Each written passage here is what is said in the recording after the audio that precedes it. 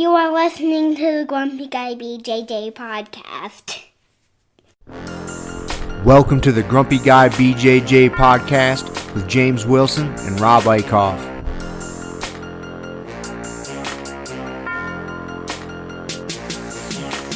Semi-seconds in automatic minutes, finishing to diminish the position that was given risen.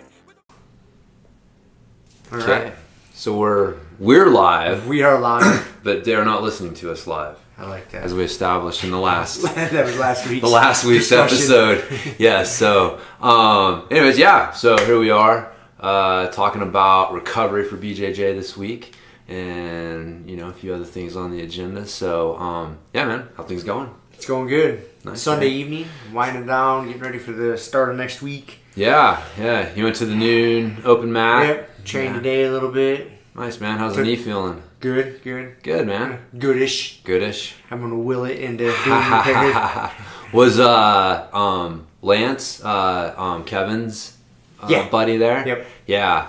Did you get to train with him? Yeah, I rolled with him. Yeah. He's good, man. He tried to use his youth against me. He is. that, he's finding that the only- Rocky Mountain air does not quite support his youth. Yeah. Well, he took a round off, and I got him fresh. Okay. And which was good.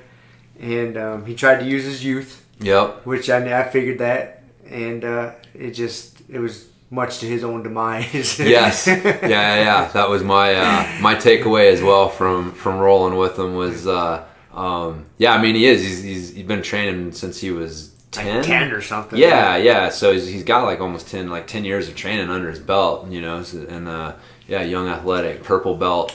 And our first round, man, he was coming. It's good technique, but he's got some youth to put behind it for sure. And he's moving around, and I'm like, oh man, all right, I just gotta weather the storm. And sure enough, we got about like 2 minutes into the round, and I heard him take a super deep and I was like, oh okay, he's cooked himself from trying to go too hard, just not gauging his effort level compared to the altitude, because we're like 4,500 feet, not super high, but when you're coming from Sea level, it's definitely puts a taxing on you. So it's funny watching people kind of suffer a little bit from the altitude when they come up here. But nice, fun to get new people coming through. Yeah, elevation doesn't care about your age or fitness level. No, if you're not adapted to it, you'll find out pretty fast. Or you don't adapt your activity level to it, or just knowing like, man, I can't go quite as hard. So that's the hard thing. When people come to altitude, there's a lot of different things that happen, but realistically, you got less oxygen in the air. And so when you push yourself at the same pace and the same effort level that you do at a lower altitude, you start to accumulate, you go anaerobic faster. And that's what starts to kill people, is that little bit of extra anaerobic that they're getting into at the same effort level that they're used to kind of being able to maintain. A lot of people tend to find their their aerobic threshold, their ventilatory threshold, like right where they're starting to get out of the aerobic and kind of getting more anaerobic.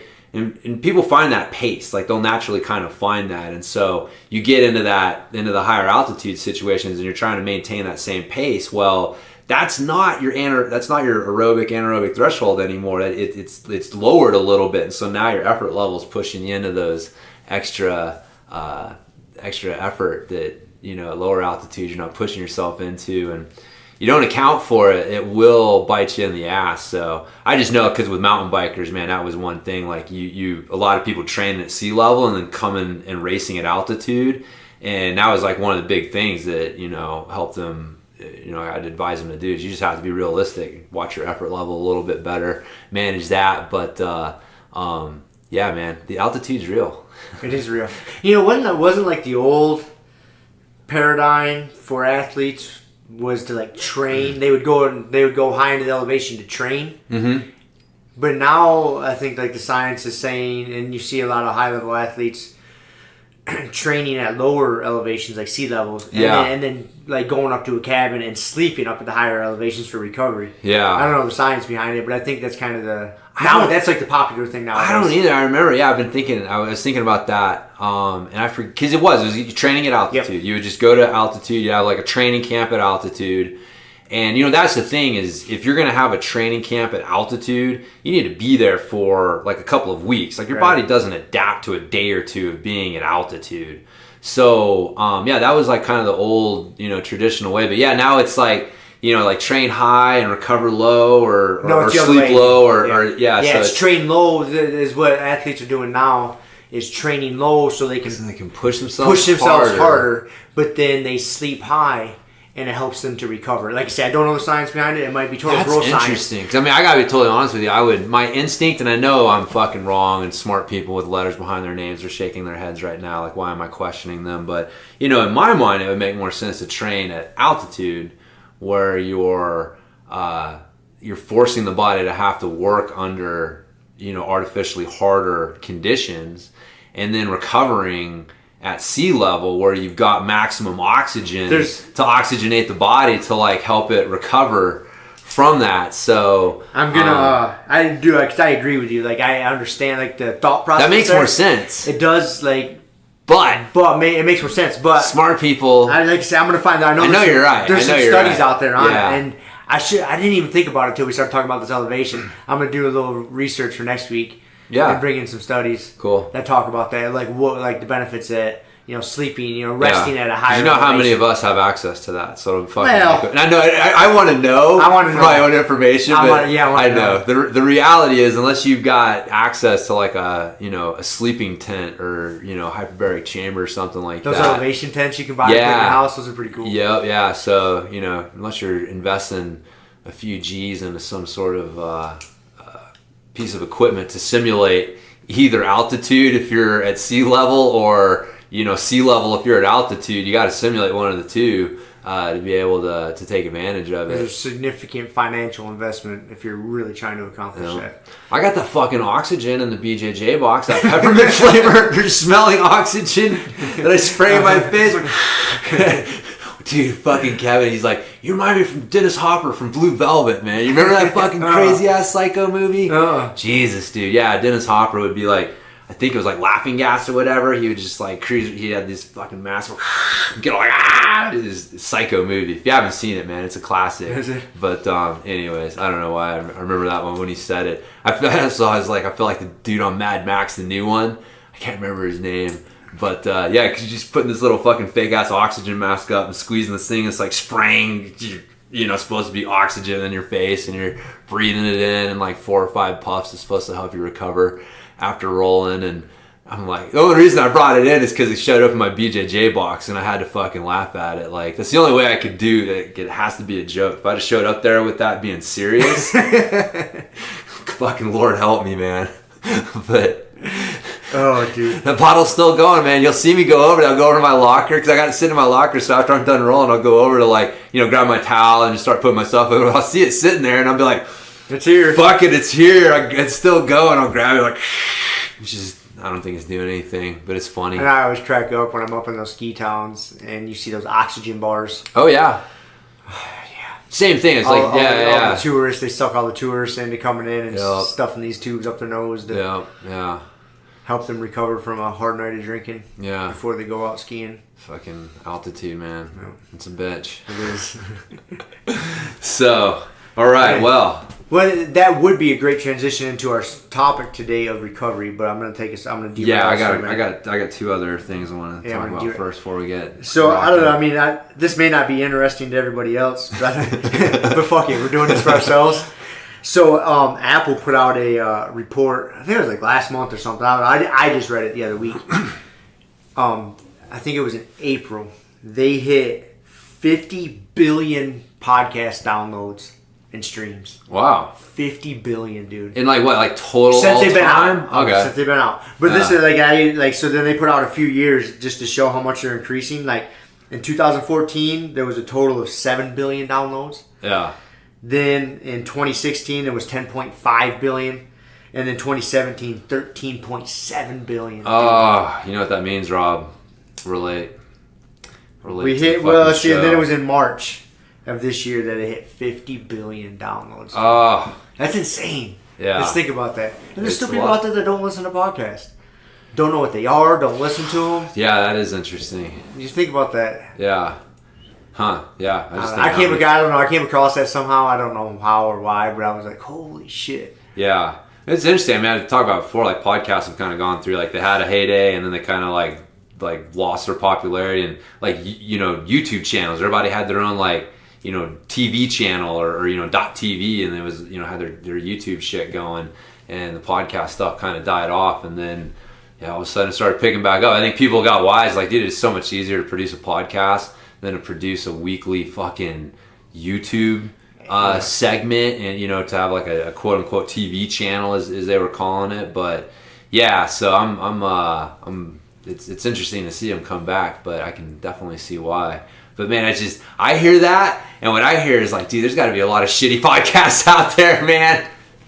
There's that many more, because it's like anything else, like, because you get a lot of people who are like, oh, podcasts, oh, they're getting popular, oh, get me a podcast, and it's like, you know, that's not a reason. Like, you know, we started a podcast because we had something to say, and you know, we're not doing it because we wanted to start a podcast to say like, oh, we're podcasters and we've got a podcast to make ourselves fucking feel great when we talk to people, you know. But dude, you run into that in any segment, any niche that starts to get popular.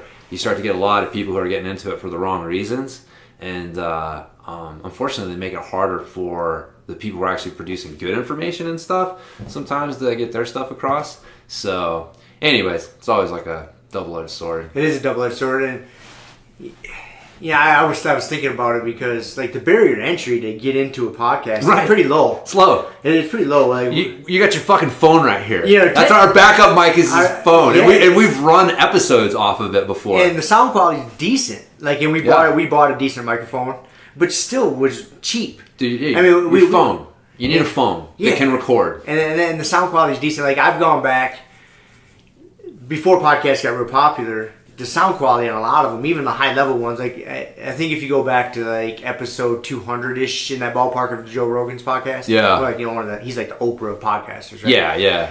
You go around the 200, somewhere in the 200 ballpark, his sound quality took a big jump, because it was fucking terrible. Like, I couldn't listen to him, you know. And then there's somewhere in there he got some new equipment, but that's where you're at nowadays. Like, if you don't have at least semi decent sound quality, people are just going to shut you off, because they don't have to. Right. You know, if you're not putting out decent information. But in episode 200, man, like, your phone probably represents like sound technology that back at that point was unavailable. Maybe not available, but like expensive. You know what I mean? And so like, you know, you've got technology in your phone that 10 years ago would have been like top dollar fucking technology and hardware necessary to employ. So, but your point is like the barrier of entry, man. Like, you need a phone, and you can even get like a free account on Podbean, which is where we host our podcast. But you can get a free account to get started. So you literally need nothing, like a phone, which you already have a phone. Yeah, or recording software on your computer. If you've got like a laptop, you can get a you know, like one of those Google Chromebooks for couple $100 or something like that, and you can get recorded. So yeah, no, but your point is the barrier of entry is so low, which makes it both good and bad. Good and bad, yeah, for sure. Because if it was much higher, we wouldn't be doing this. that is very true. So, but yeah, man, no, it's cool. It is it's an amazing time for us to like just. It's so easy for people to share information that it's crazy. Crazy time to be alive, man. I think what's good about it. I had my book. Remember, I pulled that book off the shelf, and I was referring to it as pre-internet. Pre-internet, yeah. You know, and it was like, dude, that's how you got your information. I had to order this book, wait for it to come, read it, you know, half a dozen times, and that's how you did it. And I'm thinking about like, you know, Z and Shiloh coming up, and dude, they don't know any different. They'll never know any different than how easy it is to access information about whatever you want. And it's cool. It is cool, and it comes into so many aspects in life. Like, we were having a conversation before we started the podcast, and how like our parents' generation, really just whatever, like we were just talking about medical professionals, Yeah. whatever, somebody in a lab coat with a name tag, with a stethoscope, with a stethoscope, like whatever they say is what is right. Yeah. Because you didn't have, for you to question them or have any sort of information that they have, like you would have had to like go to a library, find the right books to read, yada yada, Or have a fucking relative. something. Yeah. Like, but nowadays there's so much information at our fingertips. Dr. Google. Yeah, It's a thing. Dr. Google's so a thing. now, like, it really changes your perception of people in these quote unquote like these high positions, like doctors and lawyers, and like before you used to put these people on a pedestal, and now you understand, like, dude, I can access all the information they have. Yeah, They don't have access to any information that I don't have. No. If you're on the internet, you got to vet what you're looking at. You got to make sure you know, because there's a lot of sources out there. Who knows what you're looking at? But still, you have access to all the same shit they have. And it's funny you mentioned that. I remember I was living in California, and Kayla and I just got married. We were going to move to Kauai, and we were waiting for the lease on our apartment to run out. And so we get to the end of the lease, and we're like all set, man. I've quit my job. We're all set to move to Kauai. And the apartment complex informs us that we somehow didn't follow something in the lease, and so therefore it automatically renewed. And we'd automatically renewed for another year. And they're like, well, if you can find someone to rent the place, you can get out of it and blah, blah, blah. And we're just like, what the fuck, man? We go back and we're like looking through our lease because, I was like even in my early 20s, man. Dude. Well, no, I did because, I don't know, like I think I'd gotten fucked over in a couple contracts. It only takes getting fucked over in a contract once or twice for you to start like just reading things over. And so I remember glancing through it, and I was like, man, I don't remember anything like that. So I start looking through it, and I see what they're talking about. And I'm like, man, something's shady about the way that this went down. And so I got on the internet, man. And this is like, 2001. So got on the internet and started looking up California rental lease laws and stuff like that. And within like an hour or so had found the law that basically said that these people were fucked. That they had totally it's supposed to be, if you're going to have an automatic renewal in your agreement, it has to be a certain font size. It can't be this tiny little font that's hard to read. And you have to actually initial it to acknowledge that you've read it. And so none of this was going on. I remember when I was talking to the lady in the office, she's all like, well, we have lawyers on staff and they drew this up. So, I'm sure it's all legal and blah, blah, blah. And she was just so fucking like smug about it because her lawyers had drawn it up. And dude, I marched in there and I was like, here's the law and here's where you're wrong. So you guys can eat a fucking dick.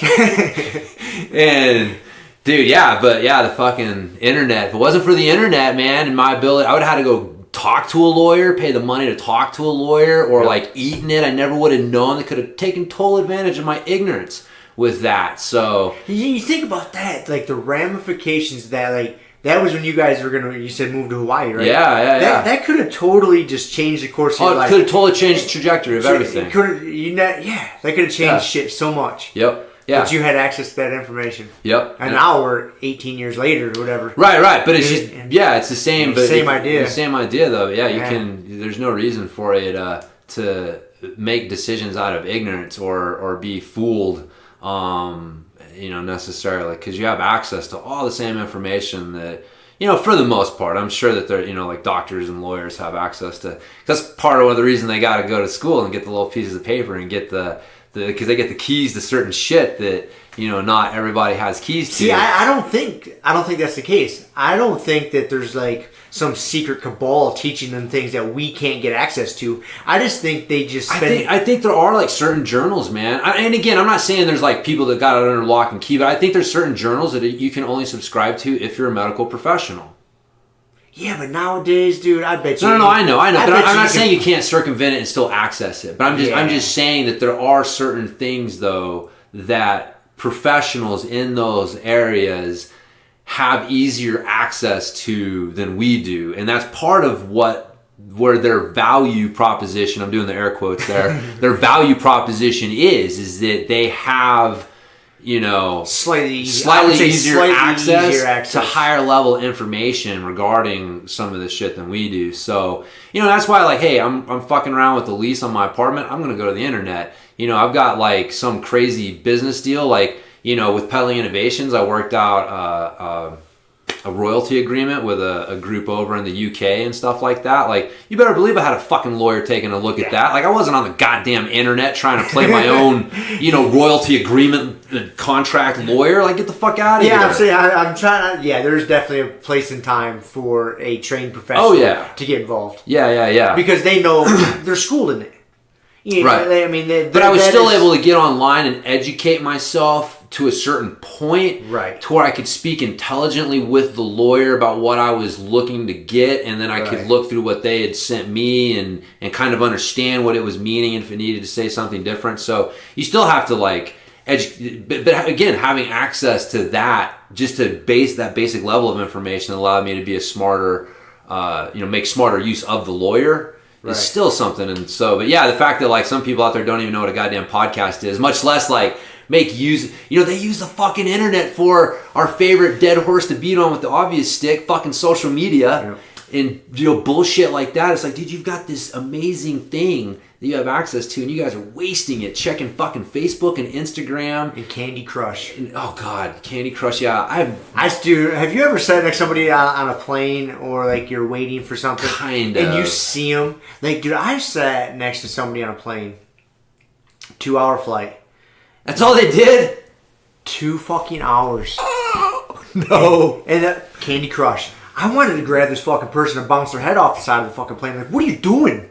Like, you are breathing oxygen I could be using, or somebody way, like, what the fuck are you doing with your life? Like, Candy Crush, for man. 2 fucking hours straight. Yeah. I mean, I understand once in a while you gotta unplug, but yeah, come on, man. And I understand back in the day if you had a Game Boy and Tetris was all you had on your Game Boy. Because Candy Crush is basically Tetris. Like, let's not fucking, it's... Oh, I played the shit out of it when I was a kid. Oh, yeah, no, but I'm just saying, though, that it's a different thing. It's like, to waste 2 hours on a game like that, when, like, you have access to, like, you could do something else at that time, or just... even like a fucking better game. Something that trains something else. Oh my goodness. Than this. Have you heard about that there's something called the Tetris effect? No. Yeah. It's a psychological phenomenon. They basically had these people play Tetris for like fucking hours and hours on end. And they reported when they left, they started to see the world like Tetris. Like they started to see the buildings as like the blocks and how they would fit together. And they started to see Tetris everywhere you work. So it's called the Tetris effect. Like, I know with like mountain biking, when I was really into mountain biking, everywhere I looked was a fucking like line to ride. They called it line disease, because everywhere you look, like, oh dude, I could hit that, and that would transfer over to there. And it was like everywhere you look the world was a fucking place to ride. But yeah, you just immerse yourself into something. But they did this study on Tetris, and that was one of the side effects from playing too much Tetris, was starting to see the world like Tetris bricks. Tetris blocks. Yes, and like the world was a giant Tetris game. That's funny. The only way I could see that being useful is that the job I have now, when someone's loading a trailer and you're trying to stack all this weird shaped freight, like, it is just like Tetris. Yeah, you're looking at it, you hear the Tetris sound, like, dude, let's turn this like this. Yeah. There's very few jobs where that would be useful, though. Yeah, not many at all. Not many. But anyways, the funny stuff they study in psychology tests, or psychological I've never heard of that, the Tetris effect. The Tetris effect, yeah. Is there a Super Mario effect? If they had played Super Mario for that time, they probably would have had a Super Mario effect, but it just happened to be Tetris that they played that had them going. But anyways, like I said, the phenomenon is anything you immerse yourself in like that, you're going to start seeing the world that way. Like, dude, for us, it's the jiu-jitsu filter. Yeah. Everything we see through that jiu-jitsu filter, because we're just so immersed in it that everything is just that. But like, that's the thing, though, is like, what do you immerse yourself in? Is it fucking Facebook and Instagram and fucking Candy Crush? Well, guess what you're going to see the world at? Guess what the Tetris effect is going to, what kind of effect it's actually going to have on you? Like, who the fuck wants to see the world like a video game and a soap opera that plays out on social media? Like, no wonder people are like so distraught, So I'd rather see it like a jiu-jitsu thing. Everywhere is like, it's a goddamn challenge. It's a problem. And I have some answers that I can try, and it's like, this answer doesn't work, this answer doesn't work, oh, this answer works, oh, I get a new problem. And then this answer, and it's just, that's all fucking life is when you look at it through the jiu-jitsu filter. Then it's fun, it's not all frustrating. You're not like fucking pissed.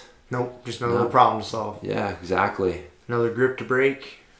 Yeah. Where's the fight? Where's the fight? Where's the fight? That wasn't it. That wasn't it. Nope. Shit. Oh shit, that was it. Shouldn't have let that one go. Damn it, that was the fight. So, yeah, all right, man. So, I got some news. Sweet. They've updated the disc golf course. Oh, nice. Yeah, they moved the tees or the tees, the baskets.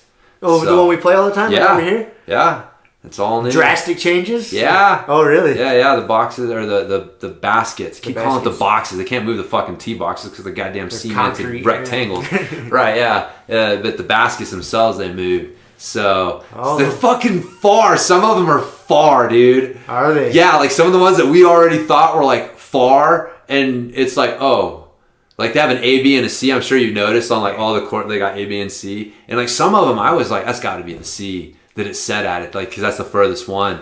Nope, there's a couple of them, dude. You know, I didn't even think about that because they do have that little sign there that says A, B, and C. Mm-hmm. So, and that those A, B, and C locations are where they'll move that basket once in a Yeah, while. and you'll see those little like kind of mini plastic, like I want to call them like manhole covers, Yeah. but like those are the basket things. Ah, So they'll just take them and move them. So yeah, they got 3 different spots for each basket that they can do on the hole. So I've actually ran across a dude who moved them when I was out there, and not one of these doing it. I just mentioned like it's cool that everything got moved and updated. And he's like, oh yeah, I know we did that last week. So they're gonna start trying to do it like once every like 2 months or something like that. to change it up a little But bit. yeah, That's cool. Yeah, it is. It was cool. I know. I went out there and I was like, "Where's the basket?" A little ridiculous, cool hobby. I know, man. I know. So that's the. So there's your disc golf update. You got something? I didn't play this to look weekend. I forward played to. last weekend. I'm going to have to get out next week. I lost Aka's disc. Did you lose God Aquadis? damn it! In the most obvious spot possible. I don't even know where it went. It's like the earth just swallowed it up, and don't know where it went. I remember I got one with teeth holes in it. Yeah, so I got another one. It's actually the leopard that you got me, because I like it because I throw it sidearm and it just hits and starts rolling. Yeah.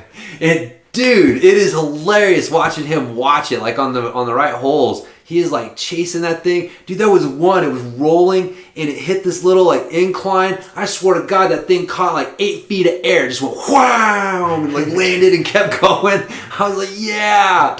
Oh, I love that thing. It's terrible for throwing with, like, because every once in a while you'll get one where you're like, damn, I wish that was my throw. But most of the time you're like, fuck it, I'm glad I'm not actually caring where this thing goes. I think it's the same kind of disc we made for Aqua that one day. Yeah. The same style disc that's meant to hit the ground and Ground and roll. Yeah, dude, it's a funny It's one. good for the dog. It is. It's fucking good dog super disc. good for him. So, anyway, so there you go, disc golf. And then I got one quick little rant.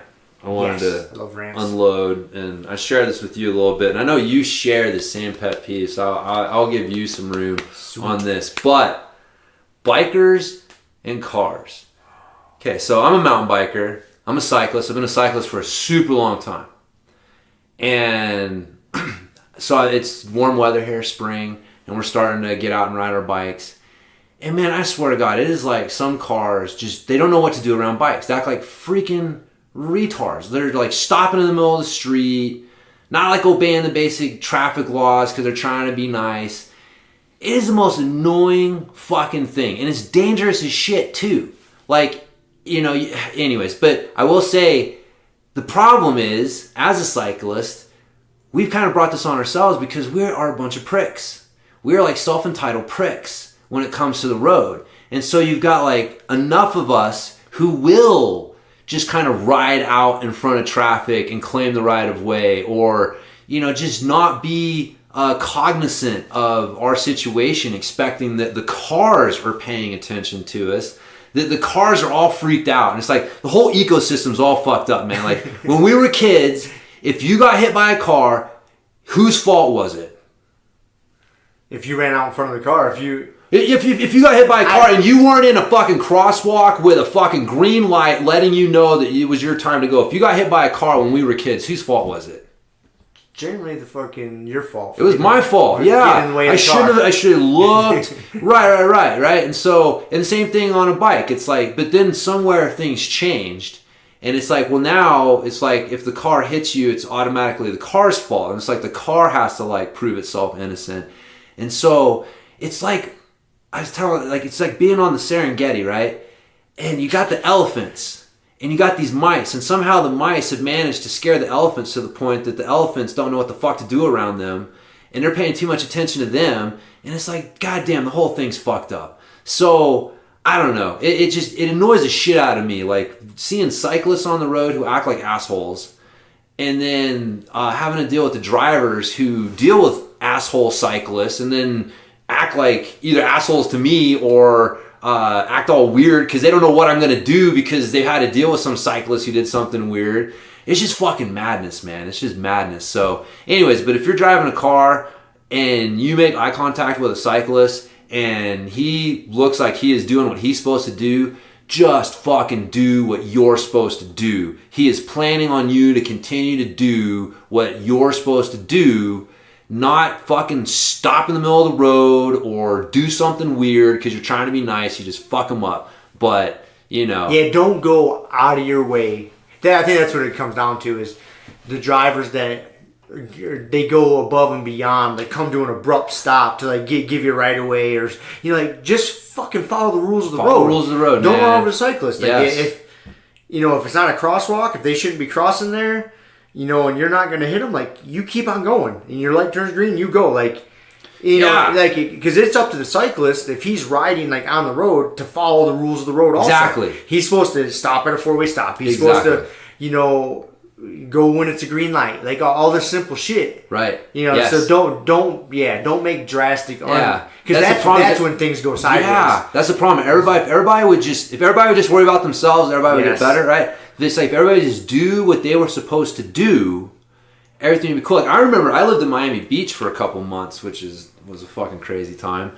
But this was still like pre cars and bikes and everything getting all weird, and the cars just drove and did their thing. And because again, I remember, man, like a time when I did my thing and the cars did their thing, and I didn't have to worry about them. They were bigger. You realize they were bigger, and so you stayed the fuck out of the way. So man, you're like driving around on Miami Beach, and I remember like you could get in the center, like the double yellow line, and ride on that double yellow line in between the two lanes of traffic going, and everyone was cool, dude. You didn't feel in danger. Like people knew you were there, but there was enough space, and they just did what they were supposed to do. There was no freaking out. There wasn't anything like that. It was normal there, and it was weird. It took me like a little while to get used to it, but once you got used to it, it was really cool because you could just fucking jam around town. You're paying attention. The cars aren't going to do anything crazy as long as you don't do anything crazy, and everything was fucking cool. And yeah, I remember I moved back to Santa Barbara after that, and I fucking whipped into the middle like that once, and the cars started fucking ripping off to the sides, and I'm like, oh, wait a minute, I can't do that. I can't do that here. We don't quite have the same understanding between cars and bikes that they do in Miami Beach. I can see that just shutting down a major roadway, dude. Just all the cars coming to a complete stop. Oh yeah. Oh man, yeah. I know, talking about it now, it does sound kind of sketchy, but, It is pretty sketchy. In my early 20s, it was, like, fucking fun as shit, dude. Just ripping around Miami Beach on my Nishiki Bravo. That sounds pretty sketchy. I definitely, in my 20s, I would be like, oh, yeah, this is what we do? Fuck yeah, let's do it. Fuck yeah, dude. Now that I'm almost 40, I'd be like, nah, where's the bike path? There's a paved bike path around here somewhere. Let me hit that. Yeah. So... anyways, there you go. There's my rant. Does everybody do it like we've said before? As with jiu-jitsu, if everybody just worried about themselves. Yeah, yeah. Which includes like if you're a biker, fucking pay attention to the cars. Yeah. Like, dude, you may be in the right, but don't assume. Dude, that's an argument that you're gonna try to win from a hospital bed. Yeah, exactly. Do you want to win that? Like, why? Just yeah. Another thing too, man. Like I hate.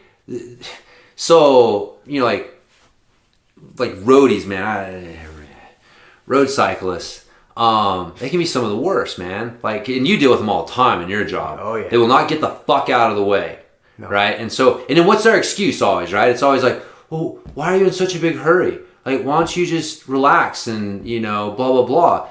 But the irony is, it's like, well, wait a minute. Why are you in such a big hurry? Why don't you relax? You could the reason that you don't want to just pull over and make room and let cars pass is because it would slow you down. And you don't want to get slowed down. So, but if you took the same attitude that you're expecting the drivers behind you to take, then you would understand why, you should follow the same thing. You should fucking relax and chill out and get over and let cars pass every once in a while and not be a fucking self-entitled asshole. So, I don't know, man. Yeah, I see it all the time. There's a 2-lane highway. It's a 17-mile stretch. It takes you into downtown Telluride. And, I mean, it's through a canyon, so it's just a lot of corners, 2 lanes. There's one passing lane once you get closer to town. And you'll get, this time of year, man, you get these entitled fucking road cyclists. And they'll just basically say, I mean, there's not much of a shoulder there. Dude, it's not meant for cyclists, dude. They haven't designed a big shoulder there. Right, it's literally 2 lanes.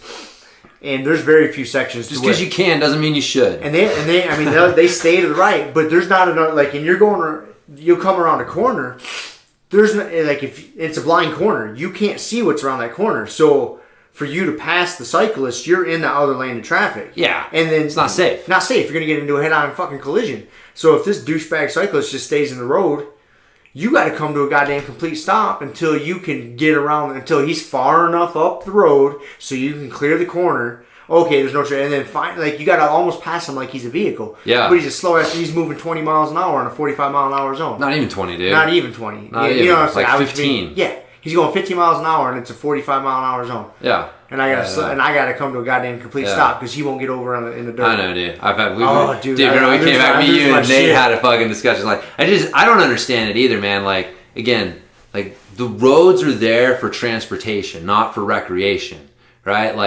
If I wanted to go use the roads to train for racing cars, they'd be like, get the fuck out of here. It's not what the roads are for. They're for getting from point A to point B.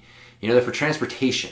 And it's so if you're a commuter and you're using bikes on the road to commute from point A to point B, that's one thing. But man, if you're just using the roads for recreation, you're training, you're using the roads for your own training to race, I don't know, man. I have a tough time with that one. It's the roads are there for transportation for the cars.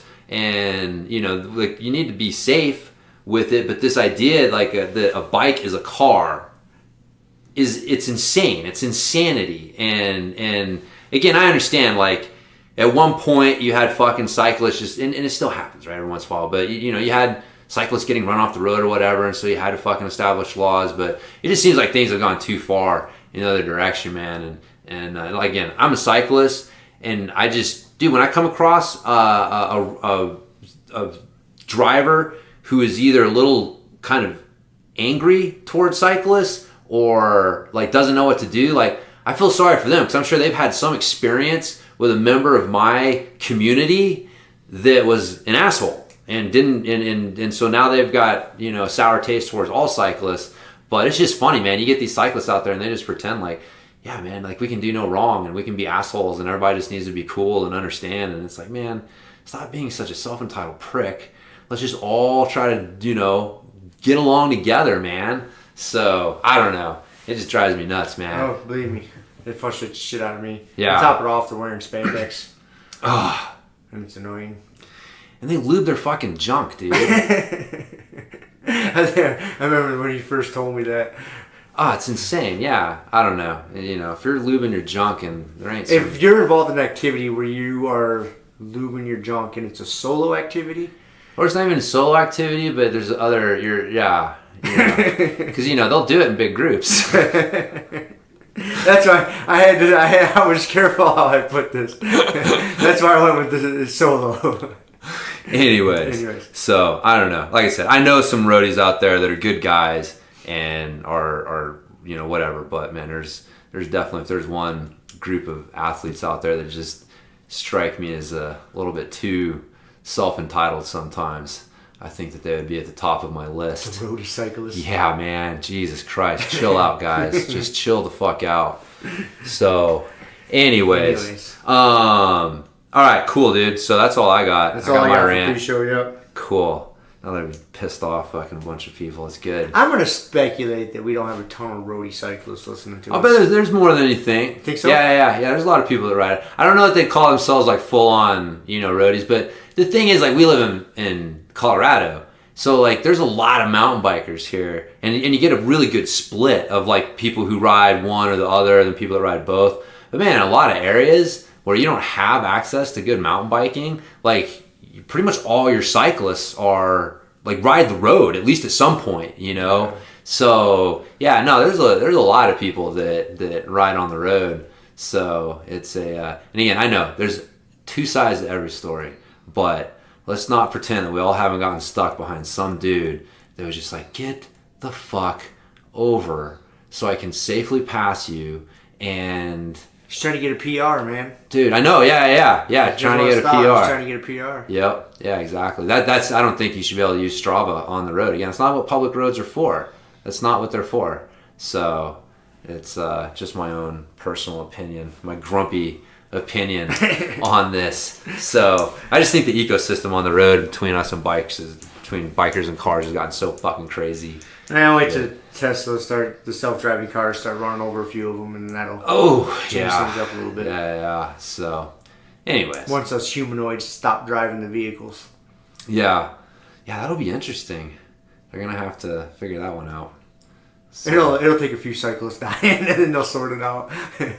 I hope not, man. That'll be the end of the self-driving car, because the first one that runs over a cyclist, they're going to sue the fuck out of them. And then everyone is going to get so scared of that they're just going to stop. And it's going to be done.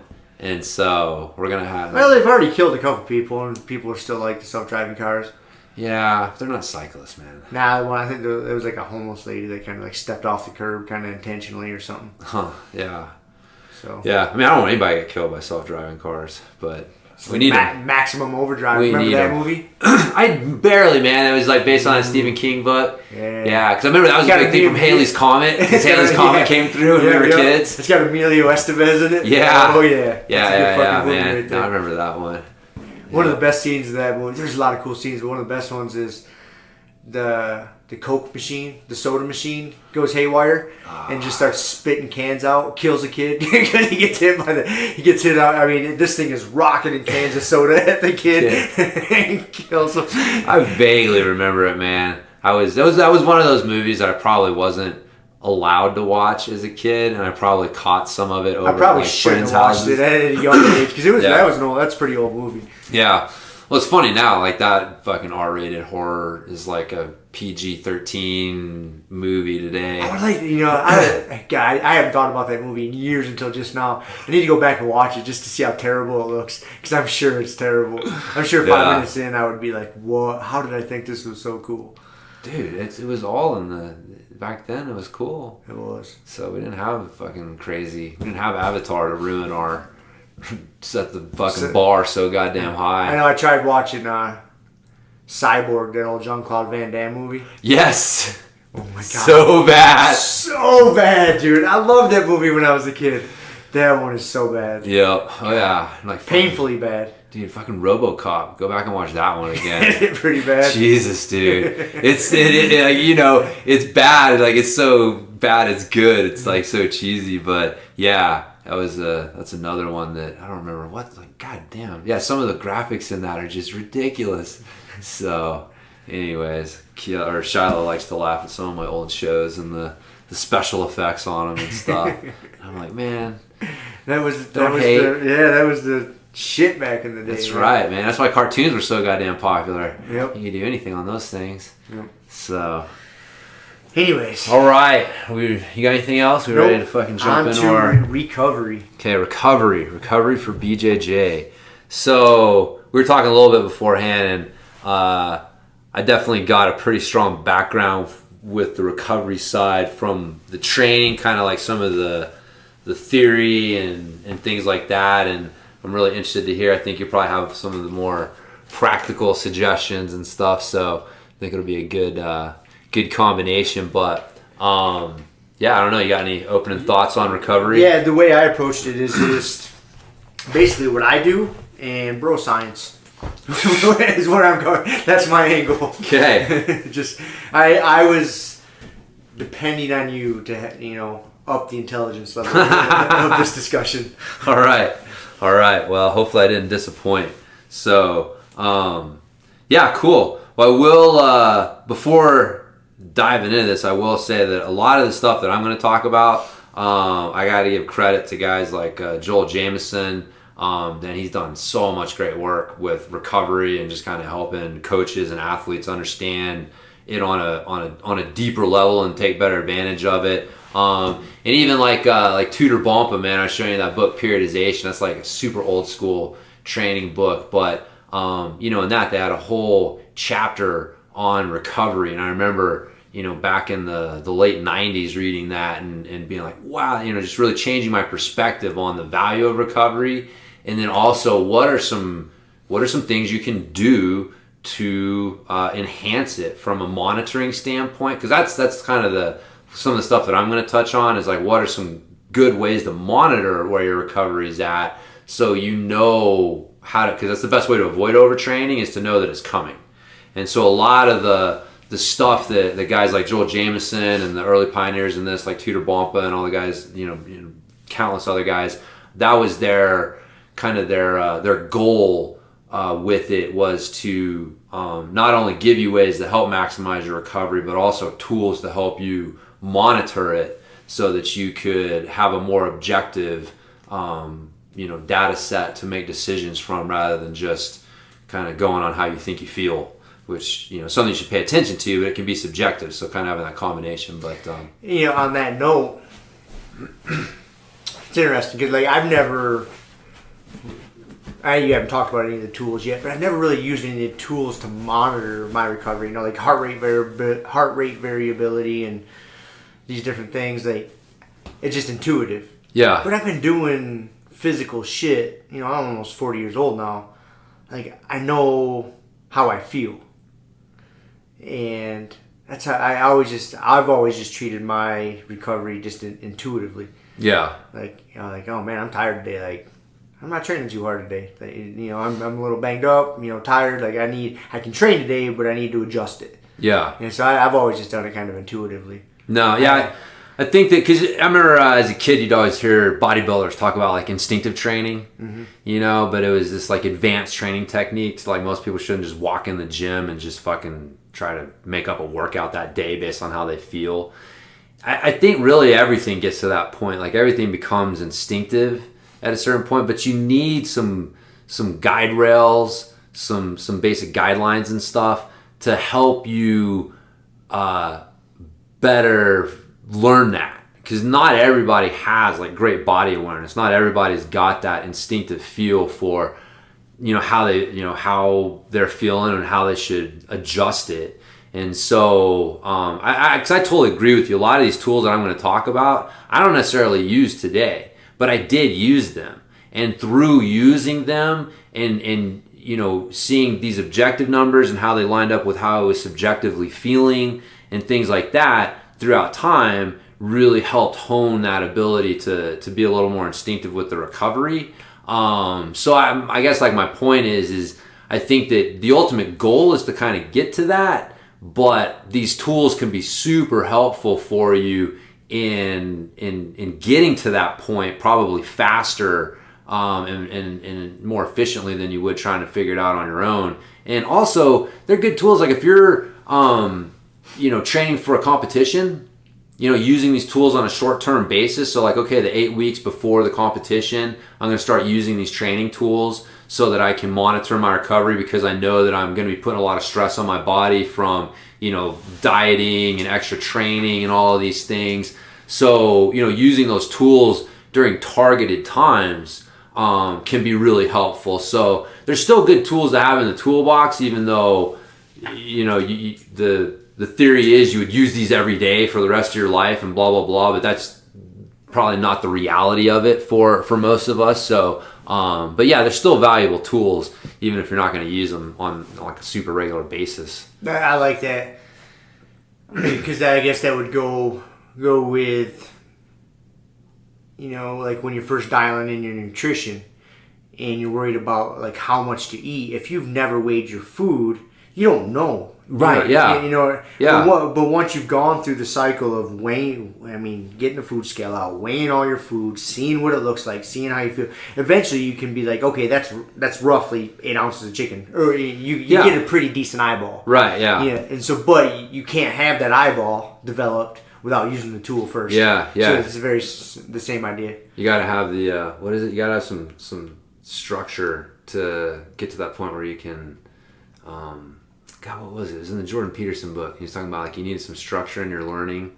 so you could get to that phase where you don't need as much structure in your learning, but you have to have it in the beginning. You got to have it to give you the tools that you'll need to get to the point where you don't need them as much. So, but yeah. And that makes sense too, because when you first start training real hard, if you weren't, or if you've never been real physical, unfreedom. Sorry, I mean unfreedom. Yeah, you need some unfreedom to get you to the point where you have that freedom that you're talking about. Sorry, I didn't mean to interrupt. No. Yeah, that's exactly where I was getting to is like if you've never really been super physical and you're getting into jiu-jitsu or training hard, and you get sore, you're not really sure like, okay, is that a bad sore? Is that a sore? You don't know how to measure that soreness level. Yeah. You're like, okay, is this sore enough to where like I'm okay? I can push through this.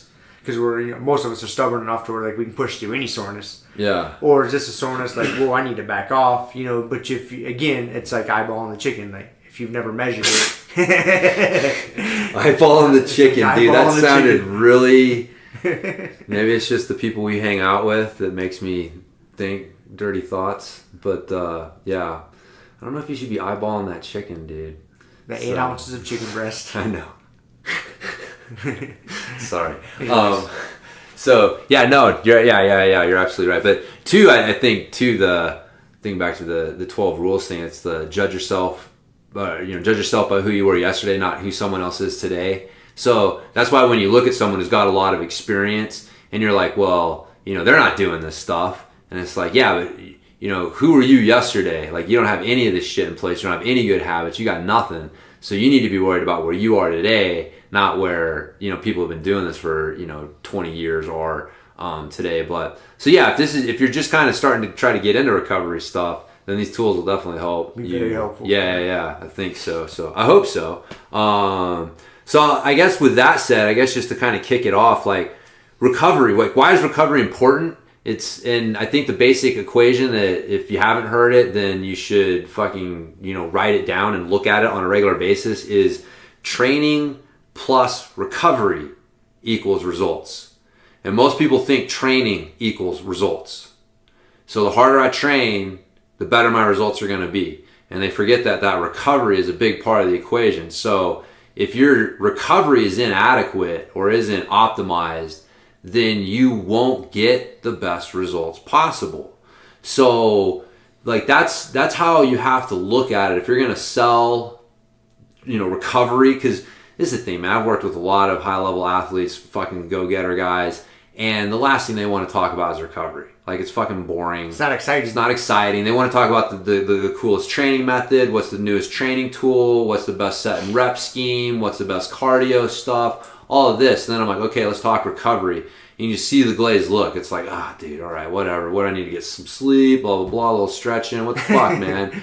That is how most people treat recovery right there. Yes. It's funny, you just said it and kind of, oh, yeah, I know. I need to get some sleep and do a little stretching. That's it. That's it. That is most people's thought process behind recovery. It is literally 50% of the equation. Like, the better your recovery is, the more adaptive energy that you have to put behind the training that you're doing. And so it's that adaptive energy that you need to actually realize those adaptations that are going to lead to better performance or whatever it is that you're looking for. So yeah, but it's half the equation. And if you're not paying, if that's your strategy is I'm trying to get enough sleep and do a little stretching, hopefully we'll be able to give you some things that'll help you get beyond that. But it's super important. I think that most overtraining out there is really under recovery. Like you can't overtrain for sure, but I think that most people, if you really looked at their lifestyle, it's not that the amount of training that they're doing is too much or they couldn't do more. It's that there's so many things that they're not doing to help maximize their recovery, that they're in this chronic state of under recovery, and that's leading to problems with performance and injuries and lack of energy and all sorts of shit that comes along with overtraining. Because you don't want to overtrain, man. If you get to the point where you're like, I got to take like a couple weeks off just to recover, sometimes you don't come back, right? Consistency is super important. So that's why staying ahead of this stuff, avoiding overtraining before it hits you, is so important. Because if you get into full-blown overtraining, it is a physical condition. It is a serious physical condition that affects your heart rate, affects your hormone levels, and people can end up fucking hospitalized from overtraining if they don't listen to the signs and they keep driving themselves too hard. So it's serious, man. Just like we're talking about, the altitude is serious. You can fucking scoff at it all you want until you come up here and train. It's recovery's serious, man. Scoff at it all you want till you ignore it and you find yourself sick with the flu, sore and achy, elevated heart rate, all of these fucking crazy, lack of sex drive. I mean, all sorts of shit. And it's no good. And you can't do jiu-jitsu when you're like that. So we just need to make sure we recover. Yeah, man. So I don't know. What you got? Any thoughts on the importance of it? Go ahead. No, dude, it's fucking important. Yeah. I'll just say that. And I honestly, man, I didn't ever really put a ton of importance into it until a few years back. Yeah. And I still, will get myself into an overtrained state sometimes, man. Well, dude. Because I'm an idiot, and I just do it, man. But it is, I wish I would have known the importance of recovery back when I was 20 years old. Yeah. No one was talking to me about that. No. I was in Powerhouse Gym back in Flint, Michigan. Unless it was a post-workout shakes. They're trying to sell you something. Here's your recovery, buddy. Here's your recovery. Here, that'll be $5. yeah. There was no talk of recovery, man. No, not so. Yeah. Okay. That's why we're doing this today. But that's right, man. That's right. So here's the tools. This is the cool thing. Is it's really simple. It's super easy. There's nothing complicated here. There are some apps and programs out there that will track some of these things for your recovery, but really you can just set up a spreadsheet or just write them down and check them. So there are, let's see here, there's 4 things that I recommend that people keep track of when they're trying to monitor their recovery, and they rate these 4 things on a 5-point scale, with 5 being the best and 1 being the worst. So those 4 things are: 1 is sleep quality, how restful and good was your sleep. Appetite, how hungry are you, or you not have appetite. Training willingness, and then I got feeling good. It's kind of the opposite of soreness, kind of freshness. How good do you feel? After a couple days off and, some good recovery, mobility stuff and your first day back training. I joke with Kiel, it's I can tell Saturday, I go in, because I train 4 days in a row, Wednesday, Thursday, Friday, Saturday. It's my general training days. Wednesday and Thursday, man, it's 5, 4, 4 and 5, feeling good. And then, Friday rolls around, it's getting down into 3. And then Saturday rolls around, and it's getting down into 2. And then by the end of Saturday's fucking open mat after Grumpy Guy drilling. And then we've got an hour of open mat. It's dude, it's down to 1. And my jiu-jitsu changes. Mm-hmm. It totally changes. I don't see things, and I can't react the same on Saturday as I do on Wednesday and Thursday. And so that freshness element, it's important. So you got those 4 things: sleep quality, appetite, training willingness, and then just kind of freshness or how good do you feel. And again, 5 is best, 3 is average, 1's the worst. Just, rate yourself on that, and then take the average of that. And then if you're at a 3 or more, then you're probably pretty good. You're recovering, and you can, just keep training and monitoring stuff. But man, you start to see yourself dip down into 2.5, an average of 2, and you see that number sticking for, that's the other thing, is watching trends, because we all have bad days. You wake up and if you wake up though and you're like, God, I'm really sore and I don't feel like training and my sleep was shit last night, and so I'm averaging like a 2.5 on this, and I was supposed to have like a hard training session this morning and go in tonight and roll. Well, you may want to rethink that. You may want to and then again, like you instinctively, we kind of start to instinctively feel that. But if you have this number in front of your face, it's like, wow, dude, I'm a fucking 2 today. Like, that's not good. I got to modify stuff because I don't want to wake up tomorrow as a 2. I want to wake up tomorrow with a rating of above 3. And so you start to look at things a little bit differently. So is this something you like to do? Like, you wake up in the morning, you're having your first cup of coffee, and you have your little checklist, 1, 2, 3, 4, and you rate yourself real quick to see where you're at. I had a spreadsheet.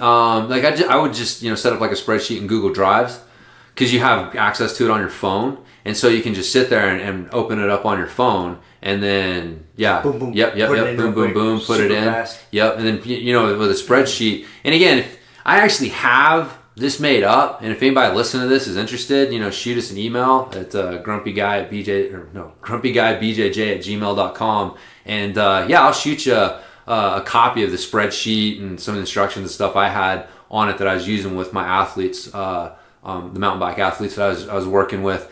So, but you just set up a spreadsheet because it'll automatically do the average for you, and then. Boom, just set it up and then you see what your score is. And then it's cool too because like I said, once you get like several weeks of data and you're able to look back and you can see trends, like that's really where this stuff gets interesting, is the trends. It's not like the day-to-day stuff is cool because that'll kind of help you make a little bit smarter decisions in the moment. But when you look back over time and you see, your sleep quality is consistently low, what's going on here? Why is this low? Or, there's just the trends are kind of the interesting thing, because then you can kind of see the things that are happening consistently over time that in the moment you may not realize is kind of a pattern that you need to address. That's kind of a super simple tool. Just those 4 things will really tell you a lot about your recovery state. Yeah, and so that goes to what would really help you suck the most benefit out of that was, keeping that training journal. Yeah. That way you have a reference, because if you can have an average like, oh, I was feeling good these weeks, 1, 2, 3. What days was I training? What was I doing? And so, exactly. You can reference it. You got your training journal. Like, okay, I rolled. This week I rolled Tuesday, Saturday, and Sunday, or whatever it is, and I did strength training these days. Like, if you can look at that and you can look at how you felt, like, oh, I wasn't feeling so good. Yeah. What did I do here? But then you look at your weeks, so then you can start structuring, like, kick-ass weeks, like, okay, or months. Like, once you accumulate the data, you can go back and...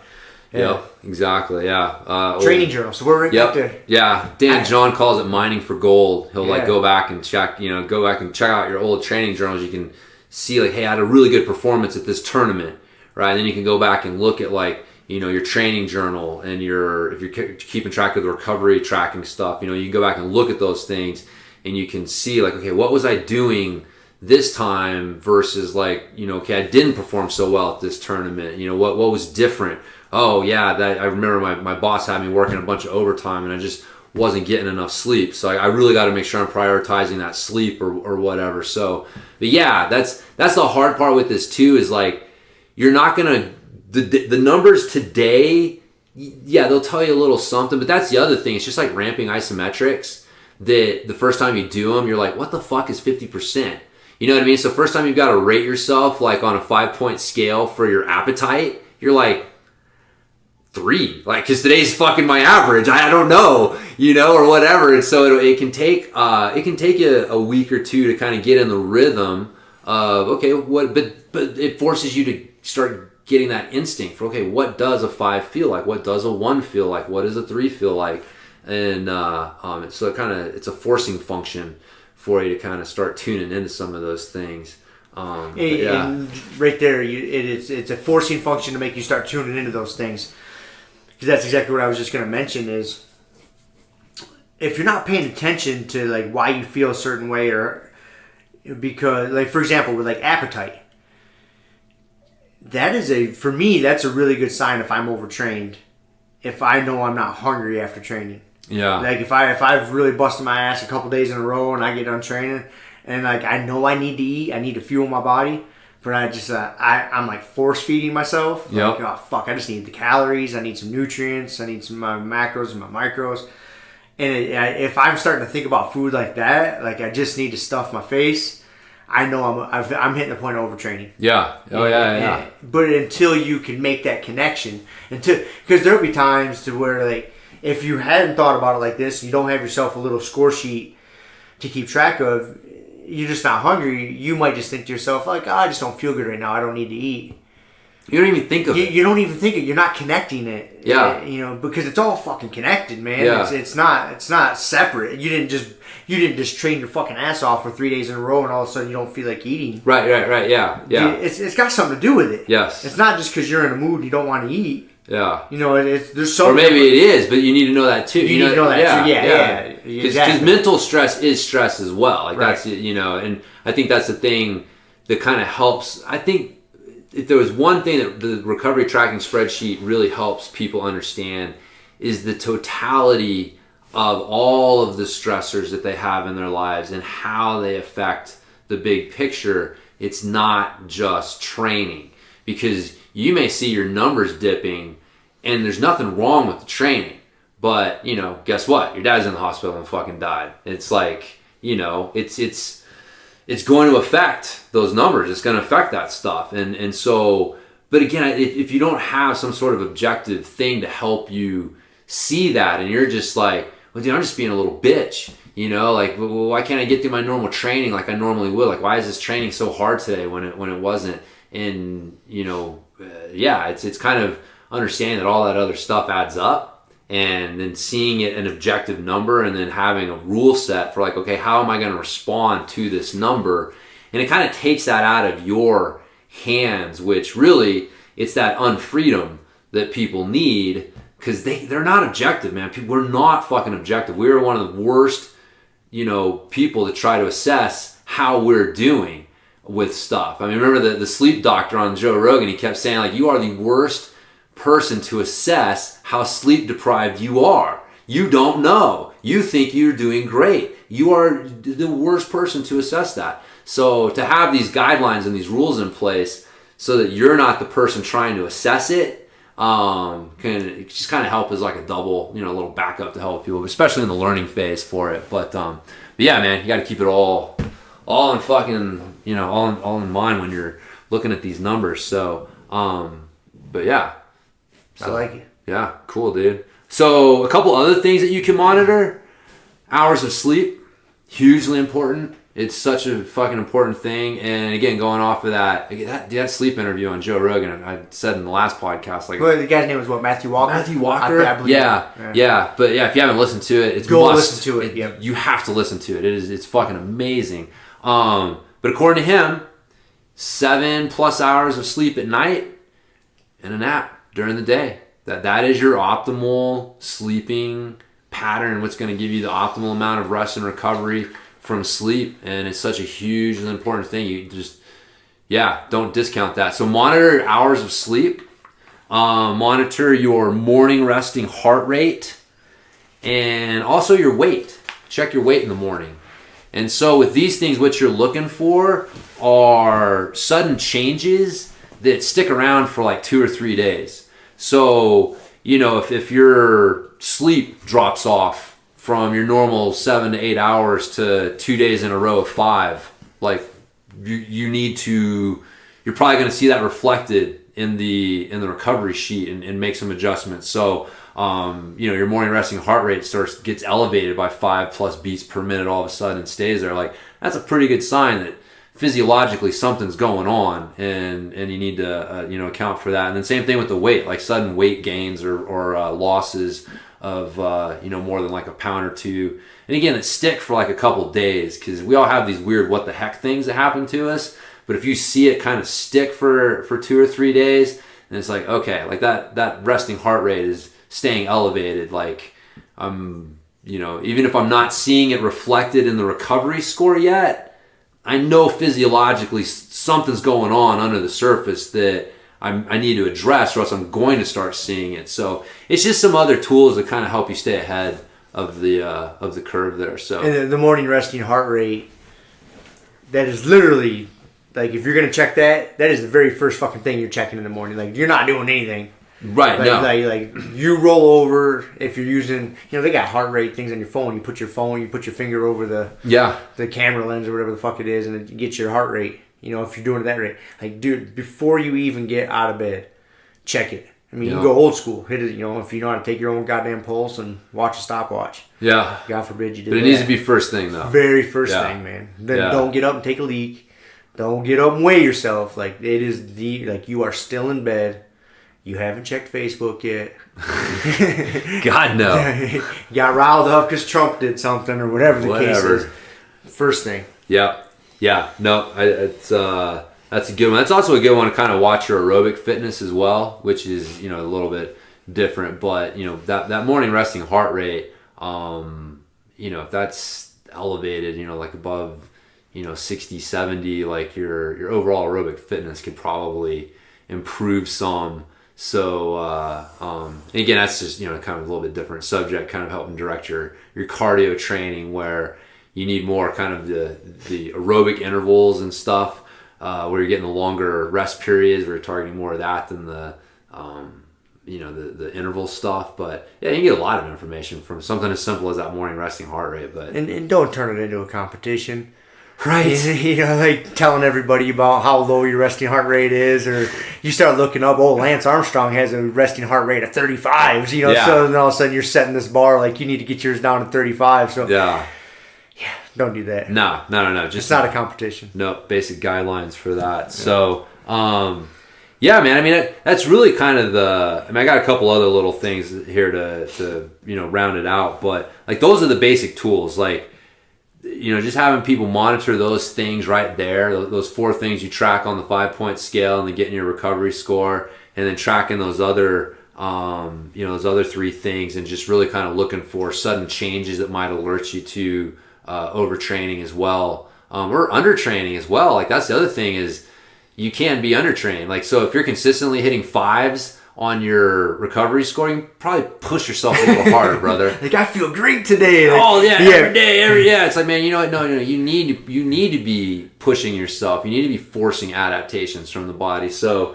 like, that's the idea. Like, you don't want to be. It's not the higher the recovery score, the better. Again, don't turn into a competition. Or like a 4.5 isn't better than a 3.5. It's, that 3.5, where you're pushing yourself hard, and maybe you're going a little low and high, but consistently being 4.5 and 5, I'd say you're not pushing yourself hard enough to really see changes. So, and then you may see, that's where you're going to see weight gain. You notice weight gain. So anyways, yeah, there's all sorts of signs that'll point to undertraining as well, where you can fucking push yourself a little harder, son. But that's, for most guys, especially guys doing BJJ, that's the rarity. Yeah. Most of us are on that overtraining side. Undertraining generally isn't the problem. No, those people don't usually stick around as long. So no, if you've been training jiu-jitsu for a while, you're probably battling the overtraining bug, because it's just so goddamn much fun. Yeah. But it's so hard on the body. And then you're trying to balance, strength training and life and all these other things. So, it's a juggling act for sure. It is, man. And and all these little tools will help you to learn to really listen to yourself and how you feel, and knowing how to adjust to accommodate. Yeah. It's a skill. It really is. It is a skill that you got to practice it, man. Yep. For sure. So, man, I don't know. You got I can talk about all kinds of shit. So, first of all, sleep. Let's beat that one up a little bit. Like we said, super freaking important, man. Like, if there's a lot of times to where I have, due to my work schedule, I put in a lot of hours, and I get to the point to where, like, I get home, and so I'm thinking about the next day or even that evening. Like, do I need to get to bed earlier and maximize my sleep for the night, or do I need to get a workout in? Dude, 9 out of 10 times, if you're asking yourself that question because you're cutting into that minimum, 7 hours of sleep, like, choose the sleep. And for me, that's what I Yeah. tried. And it's hard for me to do because then I feel like a bitch. Like, oh fuck, man, I should have worked out. I can deal with 6 hours of sleep. You know, like it's usually not the move, man. No. It really isn't. And also on sleep, for me, that is another really good way for me to gauge if I am getting into the overtrained area of things. Because if I train really fucking hard and I'm hitting that overtraining, I don't sleep for shit. Dude. You won't. So sore, just laying in bed. You can't get comfortable, or you knock out and you wake up, and you knock out and you wake up, and you're getting to that point, like you've hit the overtraining. Yeah. So that's another good way to measure it. Yep. Yeah. That's where that sleep quality Yep. comes in. But yeah, it's funny, like you said, like you've instinctively picked up on a lot of these things that, people, you can kind of like, it's a hack. We're giving you the hack to get to Rob status faster. So. Oh shit. Be able to monitor your recovery better. So yeah, like I said, just on the sleep, the one, like, dude, it's so important, man. Like, it helps. I notice when I get tired. I mean, I guess it's kind of stupid to say. I'm sure everybody's like this.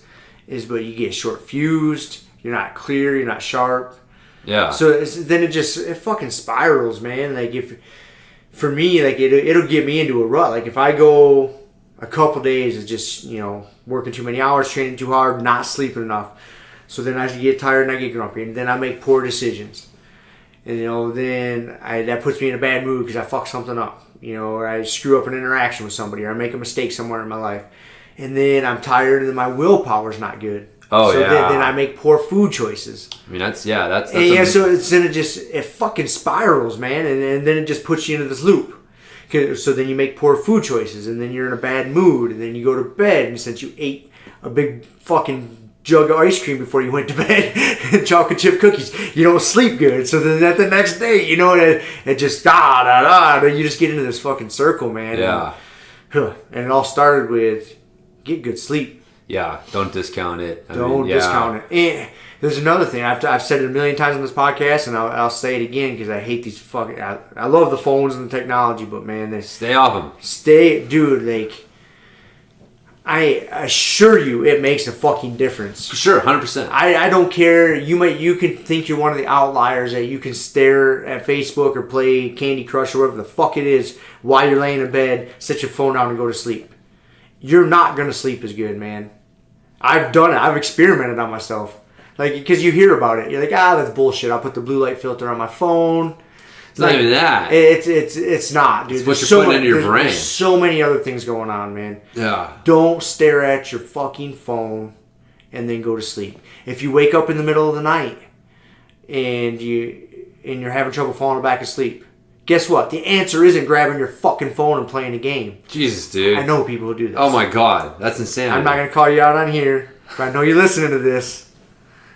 Don't do it. Don't fucking do it. Oh my God. I know it's funny you laugh, you say it's insanity, but like... Well, as you started to say it, I started to realize, like, I've never really thought about that, but as soon as you were saying it, I started to realize, like, holy fuck, that's a thing for sure. That's a thing for sure. Yeah. Dude. Like, you wake up in the middle of the night, you're restless, you can't fall back asleep. Oh, let's grab the phone, let's check this, let's read this, let's play this. It'll help me fall asleep. No. Dude, that's no. insanity. It will not help you fall asleep. You think it's helping you fall asleep. It's turned into a habit.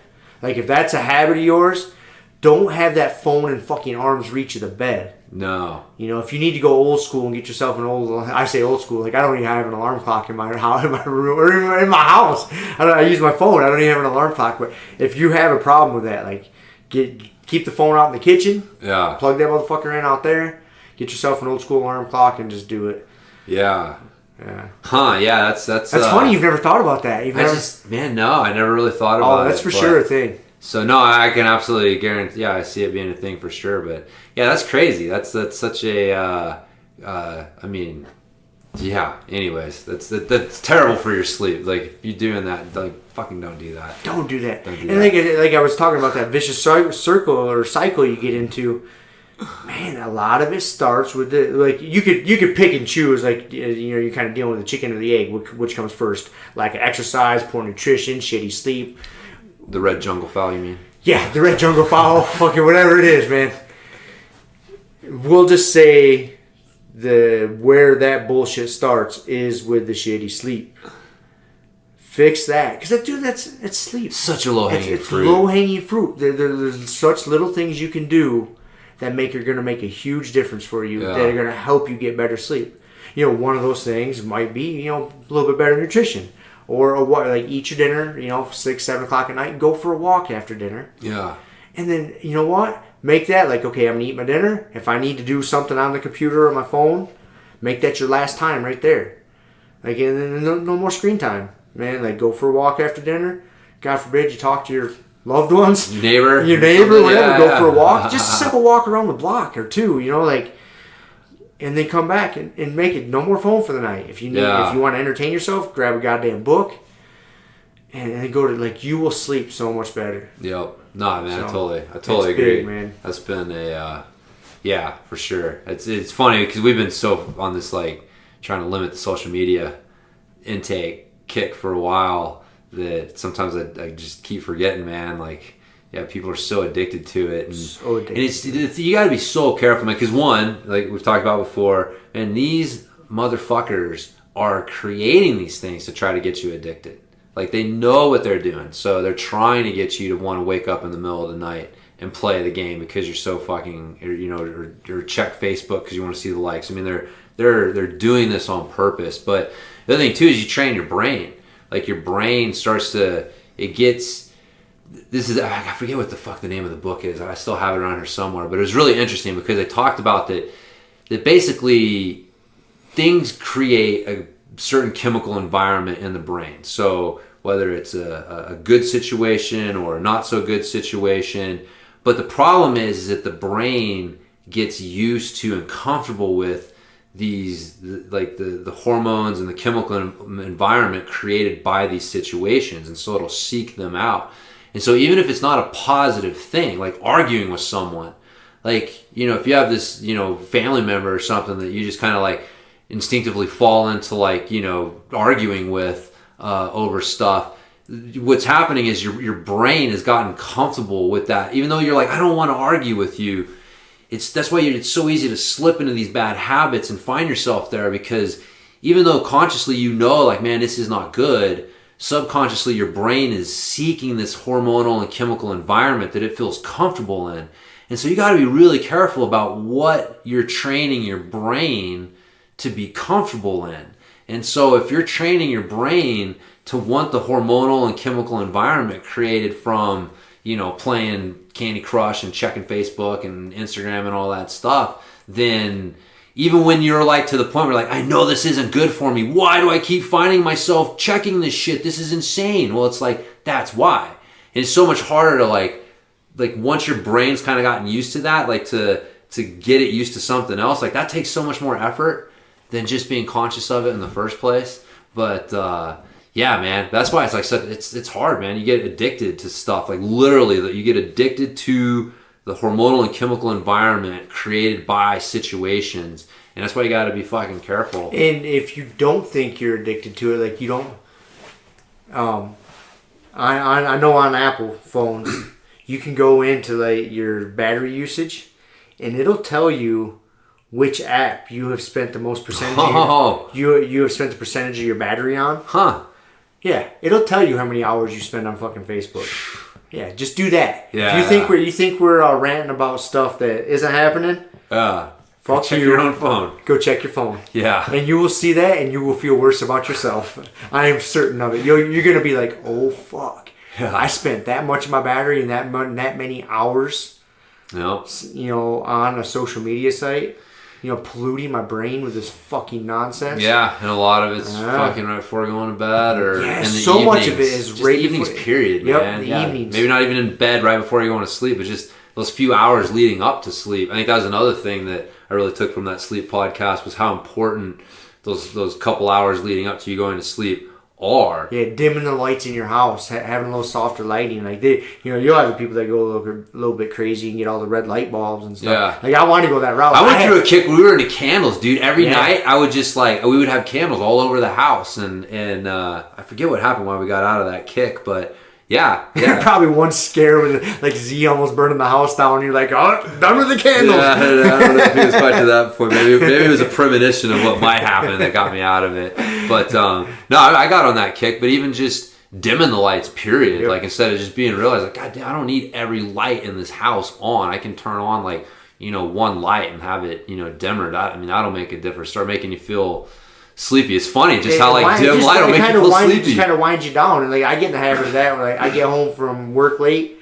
Instead of kicking on like the main light in my living room, I got a little lamp. Yeah. It's a real soft light. And that's it. That's the only light I'll turn on. Yeah. I'll have a light on in the kitchen when I got to do shit, make dinner or whatever. But then as soon as I can, I kill that light. And that's all I have is this nice little soft lamp, man. And it's relaxing. It's calming. You don't have this goddamn fluorescent bulb, or whatever it is, Yeah. cooking down on you. And it does. It kind of helps you just start winding down. Yep. Yep. Dark, cool spot, winding down, all that stuff. All these things. Yeah, sleep. We've already talked 20 minutes about fucking sleep, but super important. It's such a low-hanging fruit, man. it is, man. So, yeah, and it's make sure you comfortable, get to sleep. dude. Like getting a good night's sleep is. I think that's why everybody's like, how can it be good for you? I like it. Yeah, I guess I never thought about it like that. Like most things that are good for you, people don't enjoy. Yeah, man. It's like, dude, nobody wants to eat their fucking broccoli and really go to yoga and go do, you know what I mean? Like we do, but it's what is it? Type 2 fun? Yeah. Like fucking sleep is type 3 fun or whatever it is, man. It's fun while you're doing it. And it's fun when you're done. You're like, oh God, I'm rested. That was a great good, sleep, yeah. man. Yeah. So. I think instinctively we're just like, it can't be good for me. It's got to be like eating cake or something. I mean, shit. Well, and that's another thing that people fall into that trap too. Is like that badge of honor or that machismo of like, oh, I operate on 5 hours of sleep. Yeah. No, you don't. No, you don't. No, you don't. Again, there is some people out there, but is it like the 1% of the 1% that can do that? And I will put money on it that you're not that 1% of the 1%. Get some sleep. You can get used to anything, man. The body's an amazingly adaptive thing. So if you've forced your body to adapt to that, like you may have adapted to it, but you're not thriving on it. I guess that's the other thing too. Like there's a difference between thriving and surviving, and you can certainly survive on less sleep than what we're talking about here. But if you want to thrive, you want to optimize. You want to optimize it, man. If you're doing jiu-jitsu.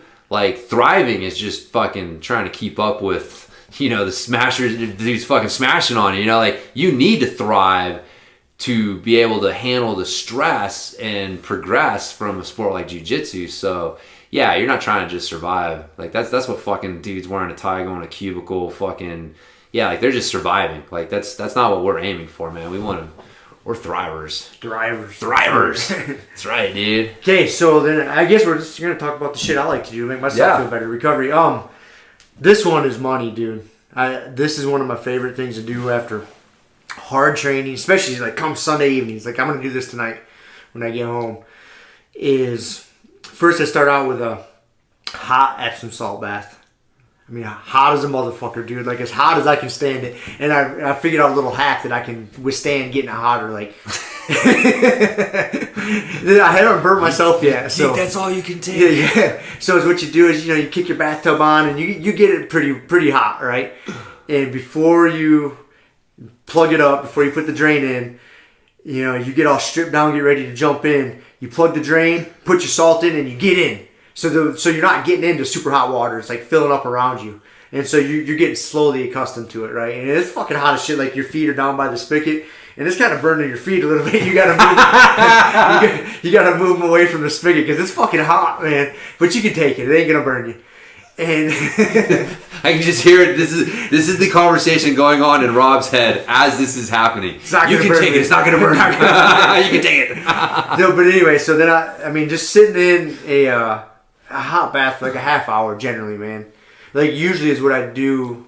This is just personal preference, but I'll set a timer for like 15 minutes and I'll read for like 15 minutes, just chilling in the hot bath. And then I'll put the book down and then I'll do like another 15 minutes, like basically meditating, just trying to like tune out, man, just relax. But then here comes the real quick. This part will make you feel like $1,000,000, dude. So while that water's still in the tub, I'll pull the drain, it'll slowly start draining, then I kick that shower on, cold as fuck. And I turn the shower on. And so now I'm sitting in the hot water, it's still pretty fucking hot, and I got cold water, like cold ass fucking water hitting you. But it feels good because you're sweating your ass off. You're burning that hot. So you can take it cold. And then, I mean, you can get that knob cranked all the way down to where it's barely spitting out water, but it is cold as it'll fucking get. And you got the contrast. You got the cold water hitting your head, and your lower half is in the hot water. And you can take it, and then you'll just sit there until all the water drains out. When you are just in the cold ass water, stand up, take a shower in the cold shower, and it drops your body temperature down. You sleep like a fucking $1,000,000, dude. That is the raw bath shower technique. Interesting. It's amazing, dude. Yeah, man. It feels fucking great. That's good. It's like sitting in a fucking sauna and then jumping in a cold pool. Yep. The contrast training basically is what. That's the technical term. Yeah. Is contrast training. And there's a lot of different ways. There's a lot of different ways you can do Yeah. it. This is kind of like the training wheels version. This is the bro science version. It's not bro science. It is the pussified training wheel version, because if you ever just try to jump in cold ass water, it's a shock to the system. Or, you know, you just kick your shower on as cold as it is and you jump in there, it's like, you know, it's cold. This, like, being that you're kind of eking your way into it, it's not nearly as terrible. Right. But you're still getting the benefits from it. Yeah. So, it feels awesome. No, yeah. I suggest it to everybody. If you don't believe me, try it. Yeah, hot water, you know, therapy's fucking great. Cold water therapy's great. Yeah. Contrast therapy is great. All that stuff. Contrast, and then that contrast, because if you just do Epsom salt bath, it's real hot, and then you get done, you take a shower, and it's still pretty hot. Man, you get out of that shower, you dry off, like your core temperature, your body temperature is still really fucking elevated. You're gonna have a hard time falling asleep most of the time. For me, I do. Like, you're still sweating. Like, you'll dry off, and you walk out of your bathroom, and all of a sudden you just break into a sweat, and you're like, God damn it! Like, I just took a shower, and I'm fucking sweating again. It's like, oh, you know, I didn't drop my body temperature yet, so interesting. You won't sleep well. Yeah. Anyways. Yeah. Bro science, something I like to do. Yeah. No, both of those are good. I mean, things like infrared sauna is great for recovery.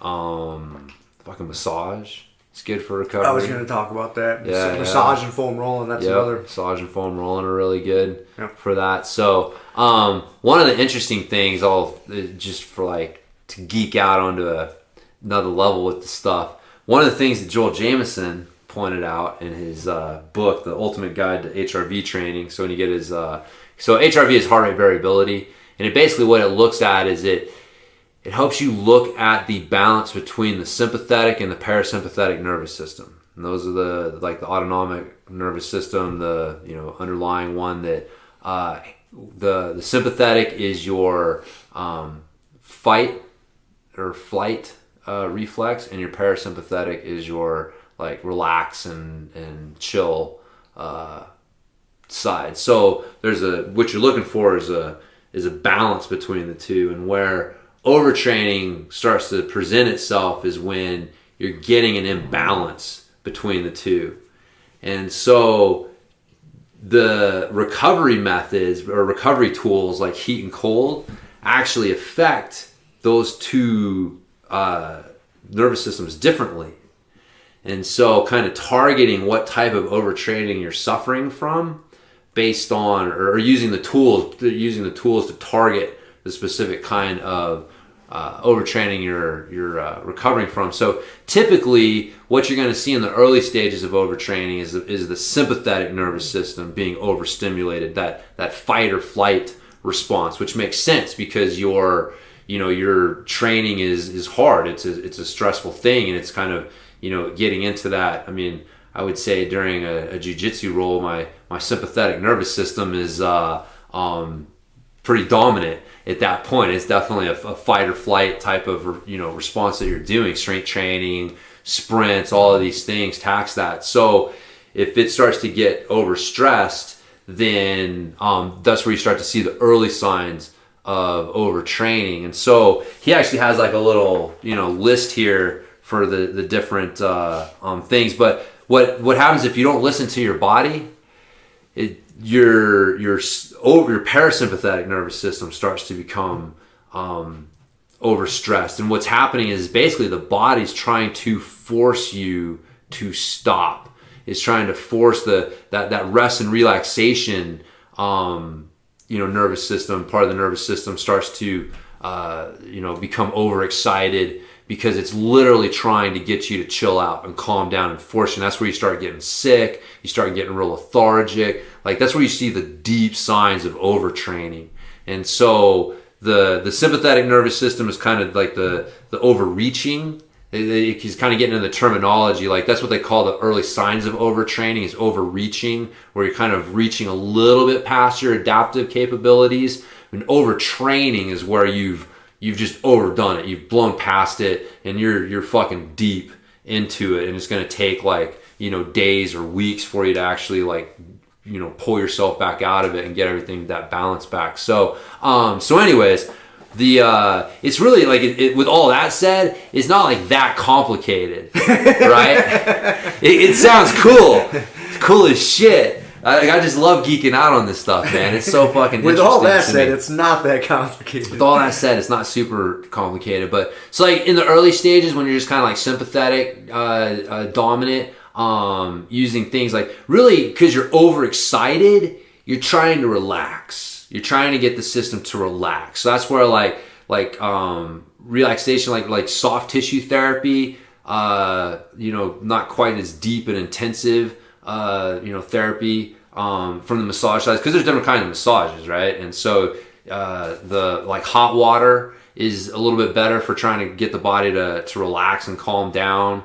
And so mental relaxation techniques are also real helpful here. But when you get that parasympathetic dominance going, now you're trying to stimulate that sympathetic nervous system to try to bring it up. And so this is where cold water therapy is actually more effective. And so just using them indiscriminately may not necessarily get you the best, bang for your buck. And again, using the contrast therapy is one he has on here that's good for that. That's where you'd want to get your more deep, intensive tissue, because you're really trying to stimulate that sympathetic nervous system to get to regain the balance. So that's it. It's just, if it's more a matter of, again, it's what does this mean in the real world? I don't know. It just makes you fucking sound smart when you're drinking beers, talking to your buddies, or doing a podcast here, right? But again, it's I don't know, except for now that you know, and you'll be able to see things a little bit differently, and you'll be able to maybe make decisions a little bit differently, where if all you've done is cold water therapy, well, a hot, the sauna and the hot tub may have some value for you if you're not actually in those late stages of overtraining. And you actually may get more out of it if you save some of these. So that's the other thing he talks about, is you want to use these tools. You shouldn't have to use them all the time. So again, kind of what you're talking about is almost kind of more like a routine that you have than something that you're using because you're overtraining. You're okay, I recognize I'm overtraining, and so you're kind of using a preventative measure based on, again, your years of training. You instinctively know how you're feeling and that this is going to help you recover from it. So you got your routine down. But yeah, if you don't have a routine and you just kind of use these things selectively here and there, on and off, then just kind of think about where you're at and which ones might fit the situation best. So I think maybe something we should talk about, because back when we started this discussion here, you talked about the different things you can keep track of and check, and you talked about your resting heart rate. Mm-hmm. So now you're talking about heart rate variability, which for everybody listening, in case you don't know, is different. It is different. Yes, it's different. It is not the same. No, we can touch on that. Yeah. So heart rate variability is a really interesting thing. It was basically developed by the Soviets to help monitor the health of the cosmonauts. And what it does is it looks at the length. So if you're looking at a heart rate, right, the little tachogram thing or whatever that goes, boop, boop, when the heart beats, you see it go up, and you ever see a readout of one of those, and it's got the little peaks and valleys of the heart rate, and the peak, it's so your heart doesn't beat like a metronome, right? So when they say 60 beats per minute, you're not actually 1 beat per second like a metronome. You're averaging 60 beats over that 60 seconds, but your heart's actually beating bump, bump, bump, bump, bump, bump, bump, bump. So, and that's where if you watch those, it's called the RR the distance between the RR peaks is those high points on the heart rate little tachogram readout thing. And what it's doing is measuring the distance between those things, and there's these mathematical formulas that you run it through, and it's basically able to tell where the sympathetic versus parasympathetic nervous system dominance is based on that RR wave and the distance between those peaks. And so that's what heart rate variability is. That's why it's the variability within your heart rate. And so having a high heart rate variability is usually indicative of a high aerobic fitness. And so it's not just like a lot of these systems will have like a red, yellow, green. So you'll get like a heart rate number, or an HRV number. It's basically, you get up in the morning, it's kind of like measuring your morning heart rate. Before you do anything, you measure your heart rate. I think it takes like 2.5 minutes it takes your heart rate for. And then it's looking at those peaks and then, running it through the calculations. And then back up, and this is generally like chest strap. A chest strap. Yep. And a lot of these things have chest strap, and you get like an app on your phone. Yeah, Bluetooth. And Bluetooth, it just connects to your phone and reads it. I highly recommend Joel Jamison's HRV. The BioForce HRV is the name of it. I've used it. It's really good. Joel's great as far as like the information that comes along with it and how he helps you know what to do with the data and stuff. And so I know there's other ones out there, but that's the one that I can speak to that I know like gives you really good accurate measurements, is really well thought out in the information that it gives you back. But and he actually has something you can put on your finger. So a little like finger pulse meter, and you plug directly into your phone. Cause to be honest, man, like fucking Bluetooth and your heart rate, like it has to get 2.5 continuous minutes. And if the Bluetooth loses the signal more than 3 times in that 2.5 minutes, it's a no-go, and you got to start over again. And so, man, I've been sitting there some mornings like fucking dog starting to shake because he knows what's coming. Fucking getting enraged. Because then you're getting pissed off because your Bluetooth's not working. Damn it! Yeah, then I'm wondering like, how's this fucking my HRV up, man? I'm trying to stay calm. Then you're getting more mad because you're getting angry. God damn it! So, but anyway, so it gives you both a number. And then it also gives you a color with that. So red, yellow, green. And so you're looking at both your overall HRV number. So as your HRV number is getting higher, your aerobic fitness is also theoretically improving as well. So like having an HRV of 90 is better than having an HRV of 70. And so as you see your aerobic fitness, that's one way to monitor like how effective is my cardio program. If you're doing all this cardio and you're not seeing that HRV number bump up, then you may not actually be, or actually seeing it going down. Then you're doing more harm than good. And then you get the red, yellow, green. And so if it's a green, that would be like a 4+ on that little scale that I was talking about. Like, hey, everything's cool. Train hard today. If it's a yellow, it's like, you're good, but you're starting to overtrain a little bit. If it was supposed to be a hard training day, you might want to cut back on the volume a little bit. And if it's a red, it's like, yo, bro, like you're not recovered from whatever you did yesterday. Tread lightly today, because whatever you do is going to be extra stressful on you. So if it's like, let's have a recovery day today. If it's like, all right, I need to cut back the volume on what I had planned.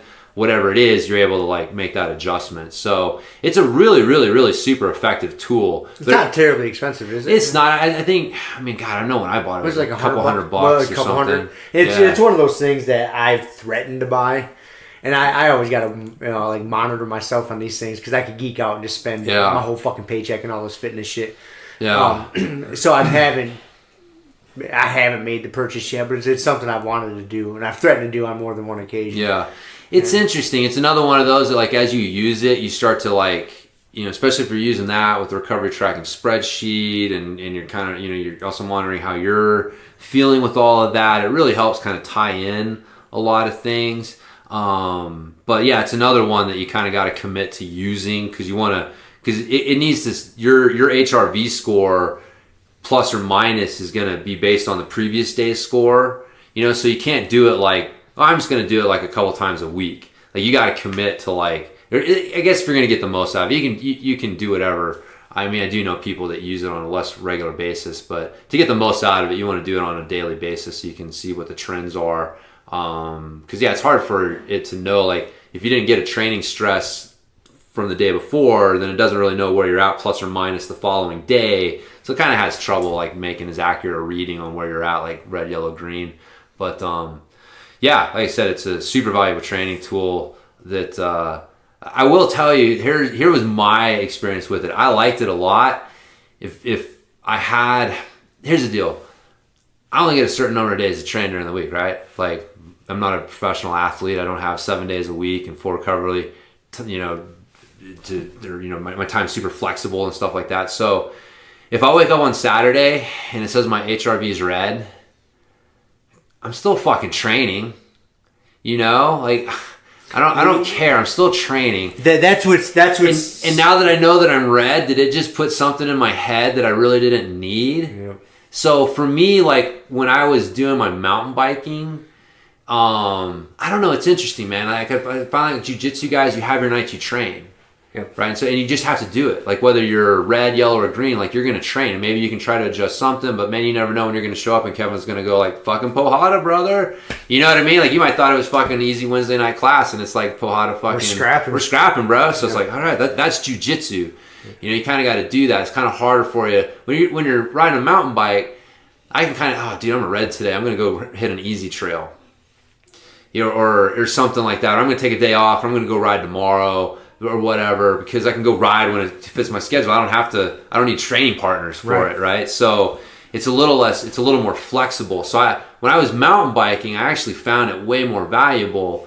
When I started getting into jiu-jitsu, I started to find it started to frustrate me because like my training days were my training days, and being told that I was like red wasn't doing anything for my I was like, I know I'm red. I can feel I'm fucking red. I don't need you fucking telling me I'm red and suggesting that I don't train today because I don't want to hear that. So that was one of the reasons why I've chose not to get one is because, like you said, I'm not a professional athlete. I don't get to train 7 days a week. I generally Monday through Thursday, like I don't get to do jiu-jitsu unless I happen to get off early, which is very rare.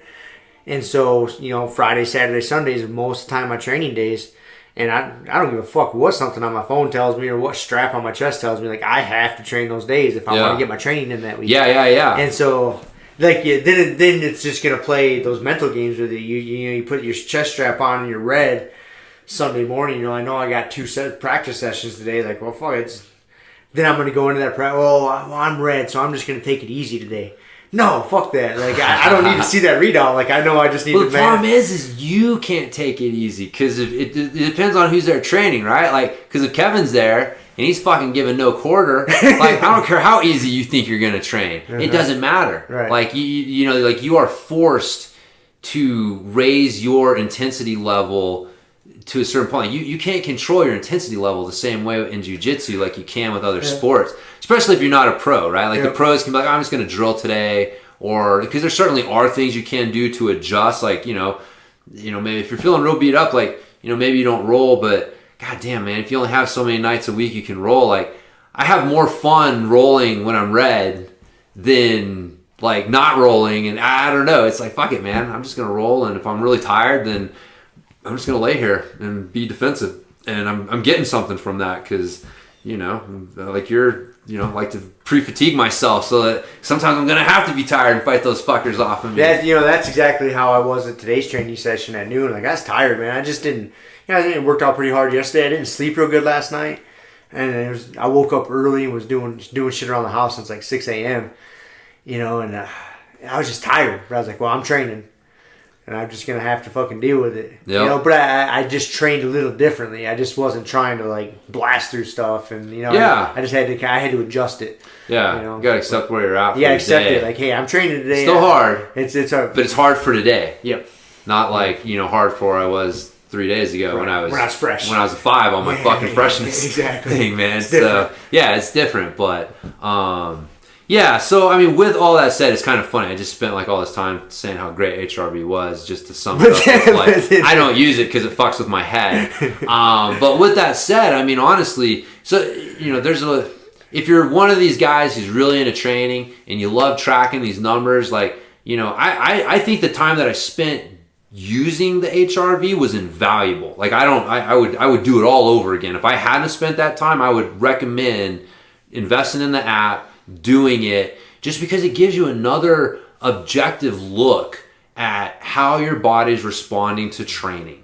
And even if you don't use it forever, I guarantee you're gonna get something from it that's gonna help you make smarter decisions and just be a little more in tune with your body than you did beforehand. So yeah, there you go, talking out of both sides of my mouth, like a good politician would. It's all good. So there you go, man. Yeah, I don't know if I got any other, because yeah, the HRV thing kind of struck right in. I will say, real quick before we wrap up, I know I talked about this before, but like mental stress is stress to the system too, and that's where meditation and things like that come in. So to me, meditation, breathing as well. Like breathing is if you're just not breathing properly, you're not maximizing your oxygen exchange, you're not going to recover as effectively. And so and then sleep, like meditation, breathing, and sleep are these three like super low hanging fruits that anybody out there, man, you can start meditating for 10 minutes a day. You can start being super conscious of your breathing when you're doing your mobility and your strength training, and also during your meditation. Like that's the thing for me, like meditation for me is almost like breathing practice. I think I've talked about this before, where it's like, it's a chance for me to really focus on my breathing and get it down. So, and then sleep, if you're getting your sleep. So those three things right there, man, will fucking help with your recovery so much. There is one more thing for me that is really important for recovery, is active recovery. Yes. That's Yeah. super. It makes me feel so much better. So like, say it's actually in here on this. He has this in a book. It's like active recovery. Active recovery, man. Like you will feel better. Like say you train super hard. Let's just give you my example. What usually happens for me, like Friday, Saturday, Sunday, man, are my hard training days. Like I'll squeeze. There's many of those 3 days that I'll squeeze like 6 practice sessions in those 3 days, like 2 a days, some conditioning, something, right? So come Monday, I am fucked up. To put it bluntly, dude. Like I am overtrained. But you know what I do first thing Monday morning, man? I roll out of bed, dude. I hit the rower. I hit the assault bike. I'm not trying to set a world record. Active recovery, man. A real slow pace. I always take my dog for a walk. But man, I do something. Like I usually will spend 10 to 20 minutes on the rower. No, dude, I'm barely breaking a sweat by the time I got done. I'm moving. Then I go through a mobility routine. But when you're sore from a workout, not doing anything at all, just lounging around and binging Netflix all day, you're gonna feel worse. Yeah. Like get up and go for a little hike. Go play some disc golf. A little bike ride. Something. It helps me tons. No, I totally. Get out and move. Yeah, no, that's a really good one. I guess the only thing that I've found with that is it's hard because most people will turn it into a workout. You can't. And so that's where like I really recommend, I was actually one of the things here, I recommend that people get used to using RPE, rate of perceived exertion, to monitor how hard their workouts are. And again, it's another thing that'll put you into tune with like, how are you doing, right? So like if a workout you did last week was like an RPE of, 5 or 6, not that hard, then all of a sudden this week you're doing it and it's like, God damn, I'm at like 9. Well, okay, there's something going on there, and one, you should make some adjustments, but it helps you figure out like where you're at on the intensity scale. And so a good active recovery workout shouldn't exceed like 3 or 4 on that RPE scale. Like it should not even be approaching anything that even resembles hard or even a moderate effort. It should be it's something you wouldn't even really consider a workout. No. I think a perfect example for us, man, one of my favorites is going playing around in disc golf. Yeah. You're out hiking, you're getting some throwing motion in, it's fun. Yeah. You would never consider it a workout. But you're moving. Yeah. And it loosens you up, man. If like you're mobility routines, I would call that an active recovery session. Yep. So I think like a good way to monitor your RPE is to check your breathing. Like during a recovery workout, like you should be able to breathe in through your nose and out through your mouth easily. And if you find yourself getting to the point where that's starting to get hard, or really I'd say like in through the nose and out through the nose. Like, you know, that's what I do a lot of times. Yeah. I try to keep it in through the nose, out through the nose. Yeah. I mean, that's so, you know, but again, if you're, the habit that you've built is in through the nose and out through the mouth, and that's kind of where you're at. But man, you get to the point where you're starting to like, you start to have to take a deep breath, or you're whatever, like you're getting past that easy. So your breath is a really good way to monitor where your effort level is. And so yeah, that's kind of another way that breathing ties into all that. But yeah, active recovery is super important for sure. Sitting on the couch doing nothing is not recovery. I'd say that's, you know, taking it easy, but being active. If you're awake, you know, doing something rather than just sitting on the couch, it's probably more active, you know, better for your recovery. So anyways, there you go. I think that's it, man. So we didn't touch on, we won't go into it today. We got a pretty cool email from one of our listeners. Oh, that's right. We got to talk about it at the beginning. God. And I would talk about it now, but we're 2 hours in. Yeah. So, hey, we didn't forget about you. No, we're just got to get better at making our notes. Producer Rob here has got to... He even looked it up on his phone. We talked about it the show. Right before we hit record. Right before the show. And somehow it fucking got away from us. I don't know. Yeah. So, well, something to look forward to in next week's episode. Us forgetting it again. You sent us an email. This person sent us an email talking about, you know, like a Blue Belt Blues situation. Yep. And we didn't forget about you, brother. No. We'll talk to you. So. We'll get on it. So, all right. Yes, we appreciate the questions, even if we forget to answer them sometimes. The problem, to be honest with you, is, you know, we get them every once in a while. As we get more consistent stuff coming in, I'm sure we'll... Yeah, so right there, it's your guys' fault. It's your guys' fault. That was a subtle way for me to turn this around. That we didn't just forget. That's right. You guys haven't sent us enough questions to keep us sharp. God damn it. Now they're going to send us all sorts of fucking crazy questions. That's okay. We'll answer them. Okay. Yeah. So, all right. I guess that's it, man. That's it. Let's go watch some more salmonella fucking videos. You guys ever get bored and want to... He's the grumpy guy of science, is what we have figured out. What's his name again? Sam O'Nella. O'Nella, like an O'Malley, like an iron. Yeah. Right. Obviously a play on salmonella. Yeah. But Sam O''Nello. So yeah, go to YouTube and do a search for Sam O'Nella, and he's got a Salmonella like academy or university. And we have no affiliation with this guy. None, dude. And you guys will listen to his videos or watch them, and you will think we did them because he's a grumpy fucker. He's a grumpy fucker, and man. It's hilarious. Watch the one on the dog breeds. Dog breeds and Swiss Miss. Those were 2 fucking highlights.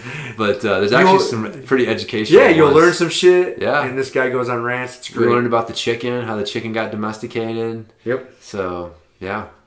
There you go. Anyways. I was hoping they were going to Random plug. Yeah. Random plug for a fucking YouTube show. Yep. So, as we talk about staying off the fucking your phone and internet. But anyways, that's it. All right, guys, that's it. We're gonna wrap this up and go find something else to do. See you bitches later. That's right. See ya. Thank you for listening to the Grumpy Guy BJJ Podcast. Thank you all for listening. You can find us on Podbean, Apple Podcasts, Spotify, and wherever else you listen to podcasts. Please make sure to subscribe and leave us a review. It really does help and will allow us to keep putting out episodes. If you have any questions, comments, or ideas, hit us up at grumpyguybjj@gmail.com. Also, go to our website, grumpyguybjj.com, and get signed up for podcast updates and get our free BJJ Improvement Starter Kit. That's it for now, so get on the mat, train hard, and talk to you all next week. Down clown with a permanent friend, a hermit now, boom. Doggy stool, foggy, cool, got a froggy, outside Molly dude. Melancholy Daisy Duke, hanging by the lace of their shoes. No trace of the tools, shaped into face, fuck the rules. Snooze, you lose, one eye always open, at times two, no clue. But soon a brief monsoon might give you a view to choose. Stay tuned, include, won't conclude. To the end is near, beware there's consequences for what you do. To me, demon, a devil of many levels, I keep on beating.